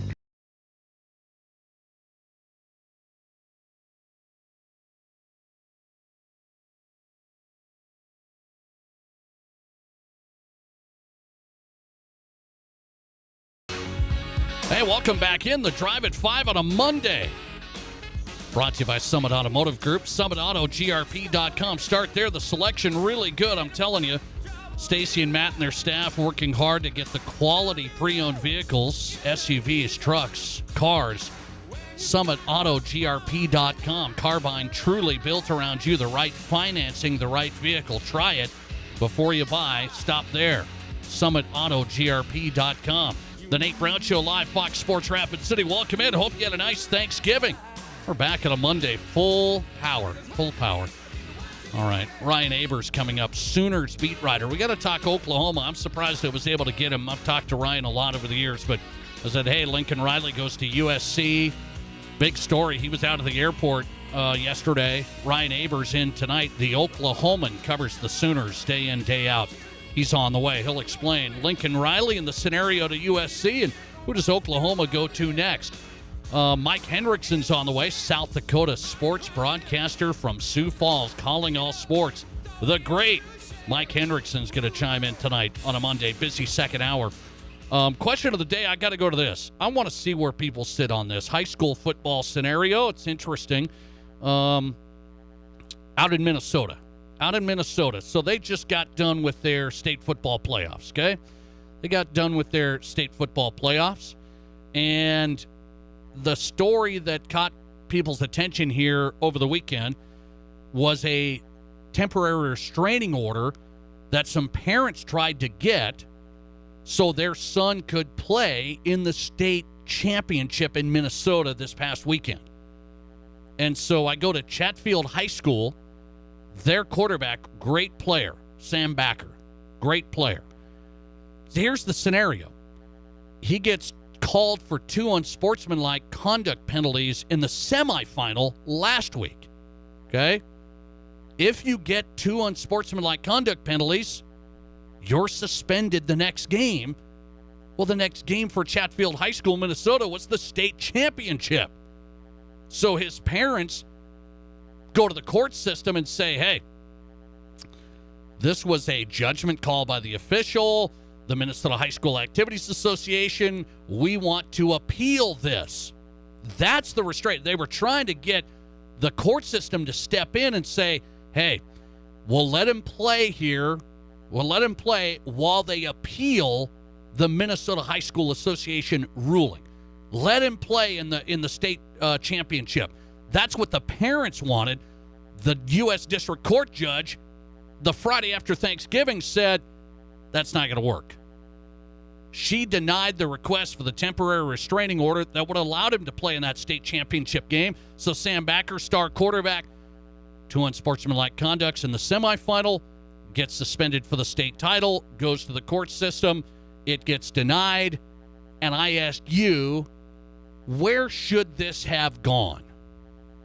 What should have happened in this case? High school sports, parents, state championships. I mean, yes, it is maybe a once-in-a-lifetime thing. Maybe. Who knows, right? It might be. He's a junior. It might be. Where should this type of stuff go? I asked this question, did the parents go overboard taking it there, Or does that rule, the rule, 2 unsportsmanlike conducts, end of story, you're suspended, done? Does that need to be tweaked? Can you have a conversation about that? By the way, in South Dakota, it's the same rule. I mean, I was looking at this and I said, hey, I think that's how we do it here. So in South Dakota high school football, you get 2 unsportsmanlike where you get ejected, you're done the next game too. Whether that's a regular season or the postseason. That could be the state championship, right? So you're done as well. The Minnesota high school quarterback suspended for the state title. His parents go to the court system. They denied it. He doesn't get to play. By the way, his team still won. That's the end of the story. They won Saturday. Chatfield High School wins the state championship without their starting quarterback. 79% of the voters on the Nate Brown Show question of the day right now say the parents went overboard here. 79%. It's a high number. 21% say the rule can be tweaked there. Maybe that rule needs to be tweaked, the 2 unsportsmanlikes. Now, I look at this. I never love taking sports stories, and I know some are more serious than others. First rule, I never love taking sports into courts, into Congress. I mean, the whole big picture. I usually don't love going down that road anyway. And then I think about this and I say, I don't know the scenario. I didn't watch the unsportsmanlike conducts, okay? I've been following the story here the last couple of days. I wanted to dig into it. I don't know the calls. I don't know, okay? His parents said, hey, the last one he got, the penalty, it was just a reaction. Some kid was twisting his ankle. It was self-defense, basically, okay? I don't know that. I do know this. If you get one unsportsmanlike, okay, sometimes tempers flare, emotions. Football's an emotional game. We all know this. One is one. Then you better have your head on a swivel. You better disengage. You better have your head on straight, because 2 is what? You're gone, and the next game you're gone. So that's all I will say on that. You get 1, I think you can get forgiven. You get 2, I don't know the specific instance. I don't know if we need to start getting into court systems and we got to appeal this and appeal that. Referees are having a hard time as it is, and now we're going to, some of those are judgment calls. I get it. Sometimes this kid does that, this kid does that. If you already have 1, you got to go disengage. You got to be 100% best behavior. I'm telling you, the rest of the way. Easier said than done, but you got to do it. You start getting down the slippery slope of, well, there's rules in place for why. We can't have those penalties. We can't have multiple penalties like that. Slippery slope. We start appealing. We start getting into court systems. That's a bad outcome, I believe, for high school sports. That's a bad outcome for high school sports. Listener text, parents went too far, Nate. Teach your kid better. Use that as a teaching moment. Here's what happens. I mean, we've all done this throughout our lives with our kids, right? If you have kids, consequences happen, and it's a tough thing. I mean, you all know this. There's a lot of tough things you got to deal with kids. Consequences happen. Listener text 720-1067. How you get in touch with us? Nate Brown Show question of the day. It's another parents gone wild and living through their kid there. They just should suck it up. That's interesting. Pretty high number. 79% holding. Parents went overboard, taken to the court system. 21% of you say the rule could be tweaked. We have the same situation in South Dakota. No court cases that I know of in the high school football ranks yet. We did have a temporary restraining order filed a few years ago with the state tennis tournament. You remember that? Here in Rapid City, a team got disqualified at Sioux Falls O'Gorman, and they filed that, and that was also eventually didn't work. Okay, and we moved on. So a lot of this stuff coming across the into the judicial system, I think a lot of it most of the time seen by, okay, Minnesota High School Activities Association has the rule. Here's the rule. The rule's known. The policy's known. End of story. And I don't think you're going to get down that slippery slope of changing this and appealing that and the whole thing. The judge wasn't there at the game, okay? The judge can't decide, was that a good unsportsmanlike or not a good unsportsmanlike? It was decided. End of story. Coming right back with Ryan Aber next, Sooners beat writer for the Oklahoman. I want to get in touch with him on the biggest story of the day. Lincoln Riley's out, going to USC. Where does Oklahoma go next? Ryan Aber on the way. This is the Nate Brown Show. Make a great investment this Black Friday. Renewal by Anderson's awesome Black Friday event is backed by popular demand. Don't wait another day. This is incredible. 20% off every window plus a Visa gift card up to $1,500. No money down, no interest, no payments for 18 months. You don't pay a dime until 2023. Make a fantastic investment. Act fast. This incredible offer runs from Black Friday, November 26th through December 10th only. But don't wait. Book your free estimate right now at RBARapidCity.com. Renewal by Anderson's Black Friday sale is back. At Terrell Tires in the Speed Center, we let our customers do the talking. Very well maintained tire and speed shop, over the top service, and very reasonably priced. Need I say more? Scott and crew at Terrell Tires have always gone over and beyond for us. Great prices for great tires. Also, anytime we've needed odd-sized tires for ranch equipment, Scott gets us what we need. Great customer service. Spent plenty of time answering all of our questions, and the truck looks awesome with the new rims. Terrell Tires in the Speed Center, 105 North Campbell Street, Rapid City. All right, guys, if you need a haircut, the one place I go every time is the Man Salon. And there's a reason for it. They just do the best job. You get a great haircut with your personal stylist. I can watch a game or whatever I want in my own station. Then I get shampoo, hot towel, shoulder massage, all at a great price at the Man Salon. 2 convenient locations for you at Rushmore Crossing and on West Main. The Man Salon offers a military discount for active and retired military. For your next appointment, just book at themansalon.net.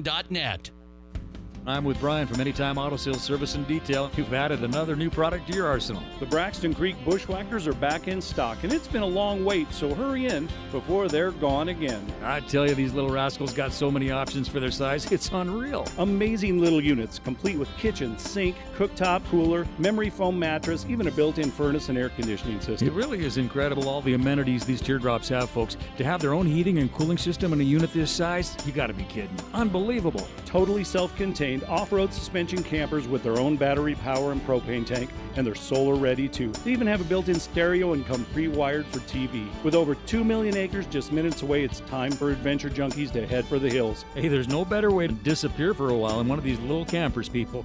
You just gotta see these Bushwhacker teardrops. Now at Anytime Auto Sales. See anytime.com, and as always at the corner of Highway 79 in East Minnesota. Anytime Auto Sales. Banking at any time, any place, for anyone. That's what Highmark Credit Union is all about. Born in Rapid City 80 years ago, they're proud to bring a full range of consumer products and commercial lending services to thousands of area members. If you're looking for a place to bank where you're just not an account number, Highmark is the answer. Learn more at highmarkfcu.com or stop by any of their branches for more about better banking. Highmark Credit Union. We'll make it happen. Physical therapy, athletic training, and sports science all at one place. Physio in Rapid City. Dr. Dan Jensen and his team at Physio are ready to help you perform at your best. From the youth athlete to the active adult, trust the team at Physio. Physio offers the skilled, personalized approach to physical therapy and athletic training, building the best athletes in the Black Hills as the official strength and conditioning provider for Stevens, Central, and the Rapid City Rush. Learn more at bhphysio.com. Broadcasting from the Anytime Auto Sales Service and Detail Studio. Sales, service, and side-by-sides. This is Fox Sports Rapid City.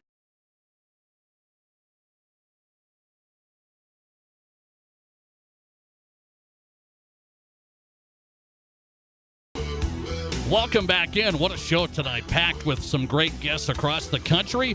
The Nate Brown Show live, weekdays 4 to 6 here on Fox Sports Rapid City, 106.7 FM, 1150 AM. Thanks for checking in.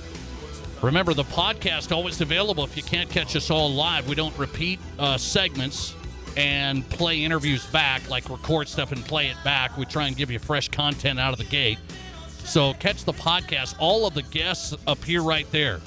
The Nate Brown Show podcast available after we get done live each day. where you download your podcast. You can catch up there. Ryan Abers on tonight, Sooners beat writer, the Oklahoman. Covers the Sooners day in, day out. NewsOK.com. Find his coverage there. He's busy right now, I will tell you. R.Y. Aber on Twitter. R.Y. Aber on Twitter. Ryan, thanks for coming on. I appreciate it. A busy time. How are you? I'm doing all right now. I'm finally finished writing for the day. Hopefully, we'll see, what happens these next few hours. Although, if something's going to happen, it better happen quick because I've been up, 15 hours at this point. Wow. My alarm went off at 3:15 to head out to the airport to try to catch Lincoln Riley and a couple of his assistants as they left. I saw that. Oklahoma. So, yeah, it's been a long day, a long last couple of days. I appreciate you finishing it off here with us. Ryan Aber, Sooners beat writer, the Oklahoman. So I'm going to ask you out of the gate, this was the biggest secret I've ever seen maybe in college football. This normally doesn't happen, this world we live in, Ryan. Social media and leaks here and motives here and motives there. How did this stay a secret? Yeah, it was wild to have this stay as hush-hush as it was. I mean, part of it is the fact that Lincoln Riley apparently didn't tell much of anybody, including those that are really close to him, guys on his staff. So they found out what I was told yesterday was they found out at the same time or right around the same time that we did. So, a pretty stunning turn after the LSU rumors kicked up again, especially Friday. That was a big talk and sent all of us scrambling. But then, USC sort of comes out of nowhere and scoops up Lincoln Riley. It was definitely a stunning time, less than 24 hours after they had lost Bedlam and been eliminated from the Big 12 and the college football playoff race. I'll tell you, Lincoln Riley seemed like he made a quick decision here. Do you believe that? I mean, relatively quick. I think this has got to be something that has been percolating for quite a while. I mean, one, just on the USC side, to see the fact that they had fired Clay Helton in September, they weren't just sitting around twiddling their thumbs waiting for the end of the season. Now, I know that it's been reported in the Los Angeles Times that Lincoln Riley didn't have direct contact with USC until after the Bedlam game was over, but that's just semantics at this point. There was clearly the framework of this thing had been building for a while, and then once OU was out of those races, then things were shored up fairly quickly to sign, seal, and deliver this thing. Ryan Aber on tonight's Sooners beat writer, the Oklahoman, talking Lincoln Riley to USC. I'm going to ask you this. How much of a factor was Oklahoma going to the SEC as it played into his decision-making, do you believe? Did I lose you? Do I have you? Maybe? Oh, I lost him. Maybe he'll call back. Hang tight. Ryan Aber, he's been up for 16 hours, and his phone's maybe dead. His phone might be dead. You never know. Those newspaper guys, you got to be careful with them. I think I might be able to get him back. Let's see if I can get him back. Ryan, I think I got you back. I was asking you this question. How much of a factor was Oklahoma to the SEC in this decision to say, yeah, I'm going to go USC here? Yeah, it's hard to say exactly how much of a factor it was, but I don't think there's any doubt that it played a factor. There's been talk that Lincoln Riley didn't feel maybe as included as he felt like he should have been before that move was made. And then there were, some concerns, and Joe Castiglione talked about this today, that talks about the reevaluation of the athletic program, some concerns about where they stood here as they get ready to enter the SEC. Now, they're going to make some pretty significant changes in the athletic department, but, I think it's hard to discount that completely as a factor in making this move, especially as it's sort of overshadowed much of everything about this season, the impending move to the SEC, even though we don't know exactly when that move is going to happen. Ryan Aberon, Sooners beat writer of the Oklahoman. So I got to ask you, there's been some decommits here. People that were going to be Sooners that are bailing here. Some pretty high profile, 5-star quarterback out of California, by the way. Decommits to Oklahoma. Is this a big concern right now? Yeah, it is. And, not that any of them, well, I say not that any of them. I think there's a linebacker out of Lubbock that had been their longest commit of the class. It was a little bit of a surprise that he decommitted last night. But as far as Malachi Nelson, the quarterback, or some of those other big-time receivers, no surprise that those guys would go elsewhere, likely a lot of them to end up at USC. I think the biggest thing right now is keeping hold of the commits that they can that are realistic for them, and also trying to build and put themselves in as best of a spot as possible for when their new coach is hired. And clearly there'll be some of the same things when the new coach comes in, assuming it's a college guy who's been recruiting through this cycle. There'll be some of the waterfall of commits will come the other way. But Bob Stoops hit the road recruiting tonight after we talked to him to try to keep this thing together as much as possible and sort of put a Band-Aid on it until the new staff is in place. What are Oklahoma fans going to think about Lincoln Riley when it's all said and done? Bob Stoops is an Oklahoma guy. He comes back to step in here interim. I mean, that's proven. So what are fans going to think about Lincoln Riley, who's been 55-10 there at Oklahoma? Yeah, it's complicated right now. I think at this point in time, I've seen a lot of comparisons between Lincoln Riley and Kevin Durant, who is sort of public enemy number one in Oklahoma. Now, it's a little bit different because Kevin Durant united everybody in this state in hate when he left to go to the Golden State Warriors. Lincoln Riley has only inflamed half of that fan base with the OU side of things, but certainly there are a lot of OU fans who feel betrayed that Lincoln Riley would leave for another college program. That's something that hasn't happened to OU, since before 1950. I think 1947 was the last OU coach to leave for another college program. So yeah, there is definitely a sense of betrayal there. But I think that is going to fade away if they get a guy that they're excited about, that keeps the momentum up in this program, even if it's in a much different way.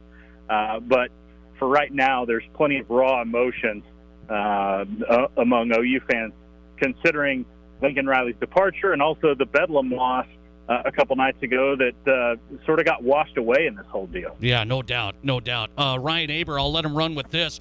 The Oklahoman Sooners beat writer giving us some time late on a Monday. The new coach could go many different ways here. Sportsline's out with some odds, okay? Some Vegas odds here.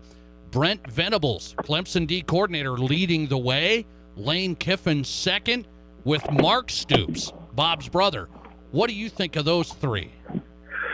Yeah, I think the one that stands out to me out of that group has got to be Brent Venables, because you look at the history of this job, and OU only once in its history has hired a guy who was a head coach elsewhere, and that was when Howard Schnellenberger came aboard. That didn't exactly work out great for them. All of their great coaches in their history, Bud Wilkinson, Barry Switzer, Bob Stoops, and Lincoln Riley, have been hired as coordinators or straight off as assistant coaching jobs.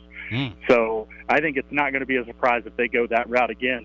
Brent Venables is obviously a hot name because of what he's been able to do with Clemson's defense, over the last decade, but also what he was able to do with OU's defense when he was a defensive coordinator under Bob Stoops, and at times solo and at times with Mike Stoops.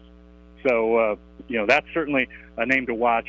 Kiffin is interesting, certainly the way that he's rebuilt his image there at Ole Miss and the way everything's gone. But a lot of fascinating names getting thrown out for this thing. It'll be really interesting to see which direction Joe Castiglione ultimately winds up going. How good of a recruiter could Brent Venables be? He's been a fantastic recruiter out there at Clemson, and certainly he knows the landscape of recruiting, especially in Texas, which is OU's bread and butter. But he's also got a broader range now that he's been at Clemson for the time he has. So, yeah, I think he'd be a fantastic recruiter for them. He's a really energetic guy. He's a guy that a lot of OU fans, even though they had gotten a little bit maybe frustrated with things there at the end of his tenure here in Norman, but I think a lot of OU fans would be pretty fired up to see come here. Ryan Aber, okay, get a pizza and pour a cold one, all right? You're done. You're done today. I appreciate you coming on. Thanks for the time. Yeah, thanks so much for having me on. Have a good one. All right, appreciate that. Busy night tonight for him, and we get him on newsok.com. We've had him over the years. Ryan Aber covers the Sooners, one of the best guys on the ground. Sooners beat writer, the Oklahoman for a lot of years. R.Y. Aber on Twitter, a good follow for Sooner fans. newsok.com. Brent Venables, right now, the defensive coordinator for Clemson, they say leading the way, at least when it comes to the Vegas odds. You want to look at those odds? Here they are. Of who will be the next head coach for Oklahoma. Brent Venables plus 400. Lane Kiffin plus 500. Mark Stoops at Kentucky, that's Bob's brother, plus 500. Matt Campbell, Iowa State, plus 600. There's your top four. Luke Fickell behind there at the Cincinnati head coach, plus 700. So it'll be interesting the way they go. By the way, this just came out this afternoon that Brian Kelly, Notre Dame head coach, being looked at by LSU now. LSU reportedly trying to get Lincoln Riley, couldn't get it done maybe. LSU, can they get Brian Kelly away from Notre Dame? Notre Dame traditionally hasn't paid like the biggest of boys. I mean, they pay like big boys, but not the biggest of boys. Will they now? Brian Kelly's had a really nice run there. Really nice run at Notre Dame. Do you want to let Brian Kelly go to LSU if that's the case? The Athletic just reporting that this afternoon. I'm surprised by that. It'll be interesting. Jack Swarbrick and Notre Dame, what are they going to do there?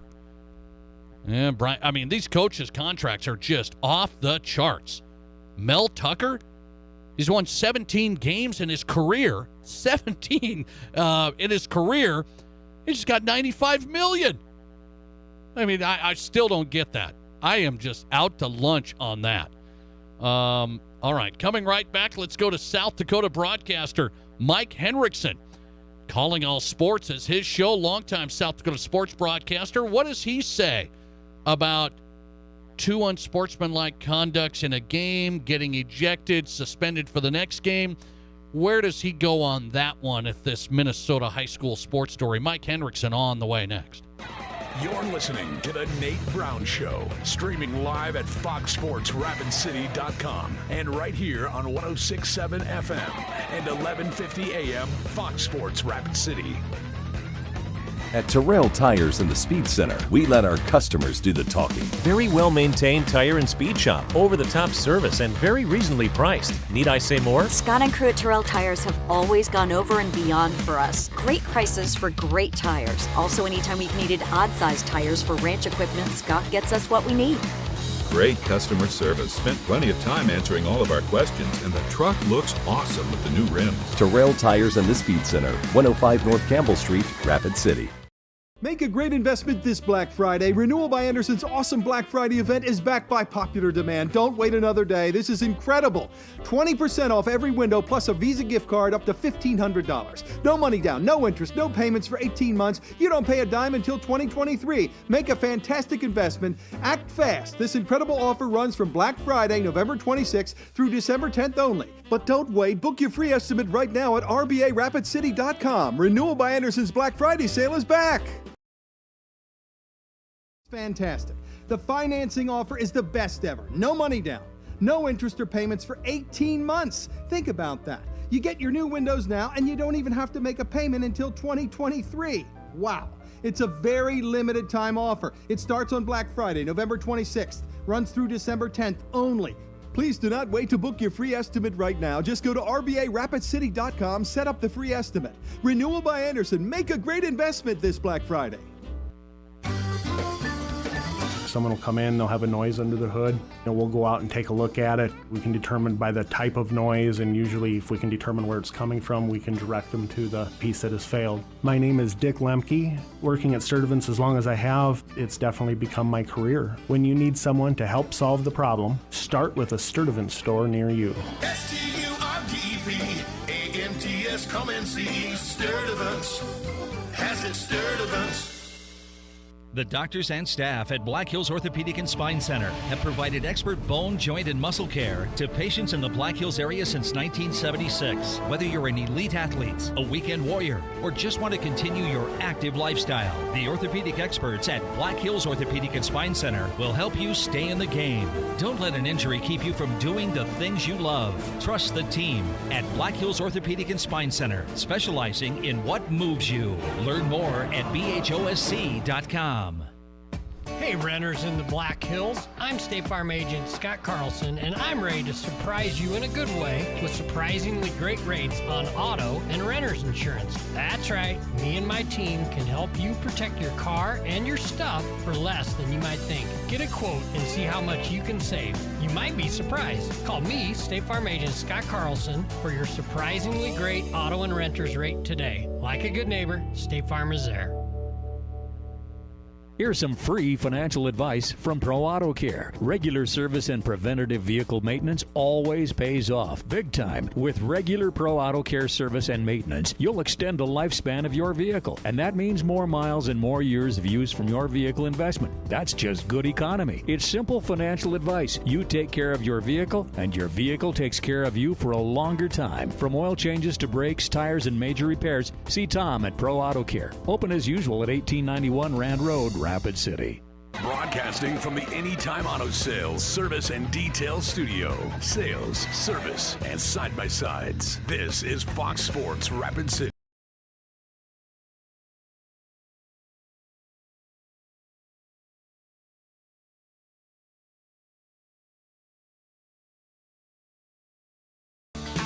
Hey, we're back on a Monday. It's been a fun show. We'll continue that with our next guest. We haven't had him on for a long time. He is in tonight. Longtime South Dakota sports broadcaster. His show is Calling All Sports. Calling All Sports. Mike Hendrickson back on the Nate Brown Show. Fox Sports Rapid City on the Monday after Thanksgiving. Find him on Twitter at Mike Hendrickson. That's where you'll find him there. Mike, good to have you back. How are you? I'm well. Thank you, Nate. I hope the holiday was good. I hope you and Matt are doing well, the rest of the crew. Yeah, I'm glad to be back on. Sorry it hasn't worked out the last couple of times, but I'm anxious. Okay, I missed all right. You guys. All right. Well, I better come out firing then. I want to ask you this. I have this as a question of the day, and it's kind of taking off a little bit. There's this Minnesota high school story. I'm going to put you on if you haven't seen it. Quarterback. I did see it. You saw this, yep. Okay? So my audience, I want to make sure they know he gets 2 unsportsmanlike conduct penalties in a semifinal. He gets suspended for the state championship. That's the rule. We have the same rule in South Dakota. You get 2 unsportsmanlikes, you're gone. You're suspended for that next game. His parents say, hey, this was a judgment call, this by the ref. We want to appeal this, so can we get a restraining order here in the court system so he can play while we work through this with the Minnesota Activities Association? Where do you stand on this issue? By the way, the court said no, the kid didn't play, his team still won, so maybe some people are happy. Where do you stand on this? I actually saw this because I follow you on Twitter, and I voted. I thought they did the right thing here. Suspend the kid. Kid, don't put yourself in position to be called for 2 unsportsmanlike conduct calls. Don't be in that position. Then you don't have to worry about a judgment call. Yeah, that's what I said, Mike. I said, hey, football's emotional, sports is emotional, and I don't make excuses, but one, it happens, right? It does. Sometimes it happens. Does. The best of kids get 1 penalty, okay? I say after 1, and you know the rule, you know the policy, I just got to disengage. I got to make sure I'm on my best behavior, right? Bingo. Absolutely, Nate. I couldn't agree with you more. That's the whole thing. If when the rule is 2 for suspension, I think that's fair. I don't like 1. That would be too much because, as you say, it does happen. But no, in this case, the rule is 2. I could get suspended. Zip your lip and back it down. I want to ask you this.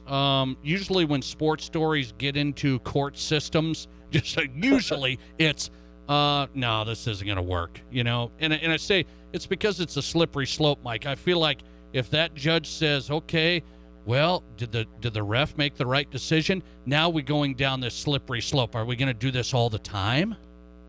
Exactly. It's always best anything that can avoid litigation of any kind, and we have become one of the most litigious societies. This never used to happen when in years past, but now everybody just sues everybody for at the drop of a hat. So no, I agree with you, Nate. I think that sets a dangerous precedent, and I'm glad that the judge or whoever made the decision that nope, we're sticking on this one. Okay, I'm going to ask you about South Dakota high school football. I've been on this now. I don't think I'm on an island, but we'll see. South Dakota high school football enrollment is the only way we choose where football teams play in each class. It's the only way. Winners won 5 out of the last 9 state titles. Peers won 5 straight. Unbelievable programs. I would love to see where they could go, and I would love to see teams like Spearfish, who have struggled, drop down to see what they can do. Are you willing to look at a competitive factor here? We win, we get some points over a 4-year system, and we move up, or teams that don't make it move down with enrollment being factored in. Are you willing to look at it like North Dakota just did? I am willing to look at it that way. We want to give our kids a chance to compete and to compete and enjoy, because ultimately that's what it boils down to. I do know that it takes on a bit of a rec softball league feel to it. I understand that's what they do in some softball leagues as well. But yeah, I think that's worth looking at. If nothing else, simply changing some of the scheduling around and seeing, experimenting a bit. We saw that a couple of years ago with 11A and 11AA, or a few years ago now, and we saw an awful lot of teams that could compete just fine with schools bigger than them enrollment-wise. And yeah, I would be very open to that, Nate. It's interesting because, for example, Mike, Rapid City Central, they know. I mean, they've struggled. And what if they dropped down to AA and played the Mitchells, the Yanktons? I'm just curious. I really am. And I take a look at the All Nations League. Look at what happened once those teams knew they had a chance to be successful and to play against talented teams. All of a sudden, you've got a ton of new kids playing football, and you've got schools that were adding football because they felt there was a competitive level playing field. And I think you would see something similar to that, like Central, for instance. They certainly have the numbers. They don't have the numbers out, right? But they have the numbers. If they're able to compete and be successful for 2-3 years, all of a sudden it's a lot easier to talk those junior high kids into coming out and playing. Yeah, no doubt. I mean, it's interesting. I don't know if it'll go anywhere. Coaches are talking about it, Mike, and people have discussed it. North Dakota just implemented it. I think it would be something to look at. Let me ask you this. 9-man football has 3 classes. Are we going to tweak that down to 2? Will that be something that people will keep on looking at? I would think so. I've said before, my kind of standard answer on this is that's, above my pay grade, and I don't admire the folks that have to make those decisions. I would still, Nate, I'm rooting for 6-man football, honest to heavens. We need more schools to have the guts to make the commitment and say, you know what, let's try this for a couple of years. Nothing has to be permanent. Back to the same idea you had as far as, on competitive. Nothing has to be permanent. But if you can get a few schools playing six-man football. I know they were scattered all over the state the last time, but if you can condense a few of those and convince a few more to try it so that they can wear their own town on their jersey rather than four towns, or, you're covering, 150 miles from one edge of a co-op to the other. Just go ahead and play it so that your own town is on the jersey. Try six-man, and then bump it down to 2 9-man classes, and I think that maybe be my first option. Yeah, not bad. Mike Hendrickson on tonight. Calling All Sports is his show. I'm going to ask you a college football question. Nebraska. They go 1-8 in the Big Ten. 1-8 in the Big Ten. Scott Frost is coming back. Where are the Huskers going to go? They're the only team in college football history that lost 9 games by single digits in a single season. They're close. Are they? Are they? Here's the most amazing thing about the Huskers this year. Their point differential with their opponents was 0. Right. In the conference. Right. They blew out Northwestern, and everything else was close. Yes, they are close. The game last Friday was absolutely a perfect summation of everything about Nebraska's season this year and everything, frankly, about Iowa's season this year. Iowa was never the number 2 team in the country. They're good. They find ways to win. Nebraska finds ways to lose, and you got to get over that hump sometime. And I like my chances with Scott Frost. I'm still going to ride that. Yep. Wow. Mike Hendrickson with the Scott Frost endorsement. I didn't see it coming, but that's why we get him on. Calling All Sports tonight.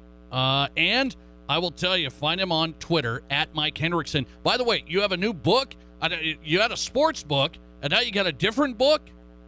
Yeah, I've got actually 2 different books and a sports book coming out. Go to genuinejourneysoflife.com to find out what it's all about. It's short stories that are hilarious to heartbreaking, and it's really been very fun to do. We've enjoyed the process. This is our second Genuine Journeys of Life, but I'll have a new sports book coming out after the first of the year also. Wow. And by the way, congratulations. I don't know if you've had the update.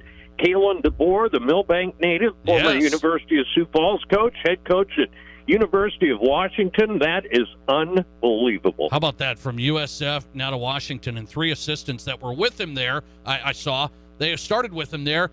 They're going with him to Washington. It's a great story. Yep.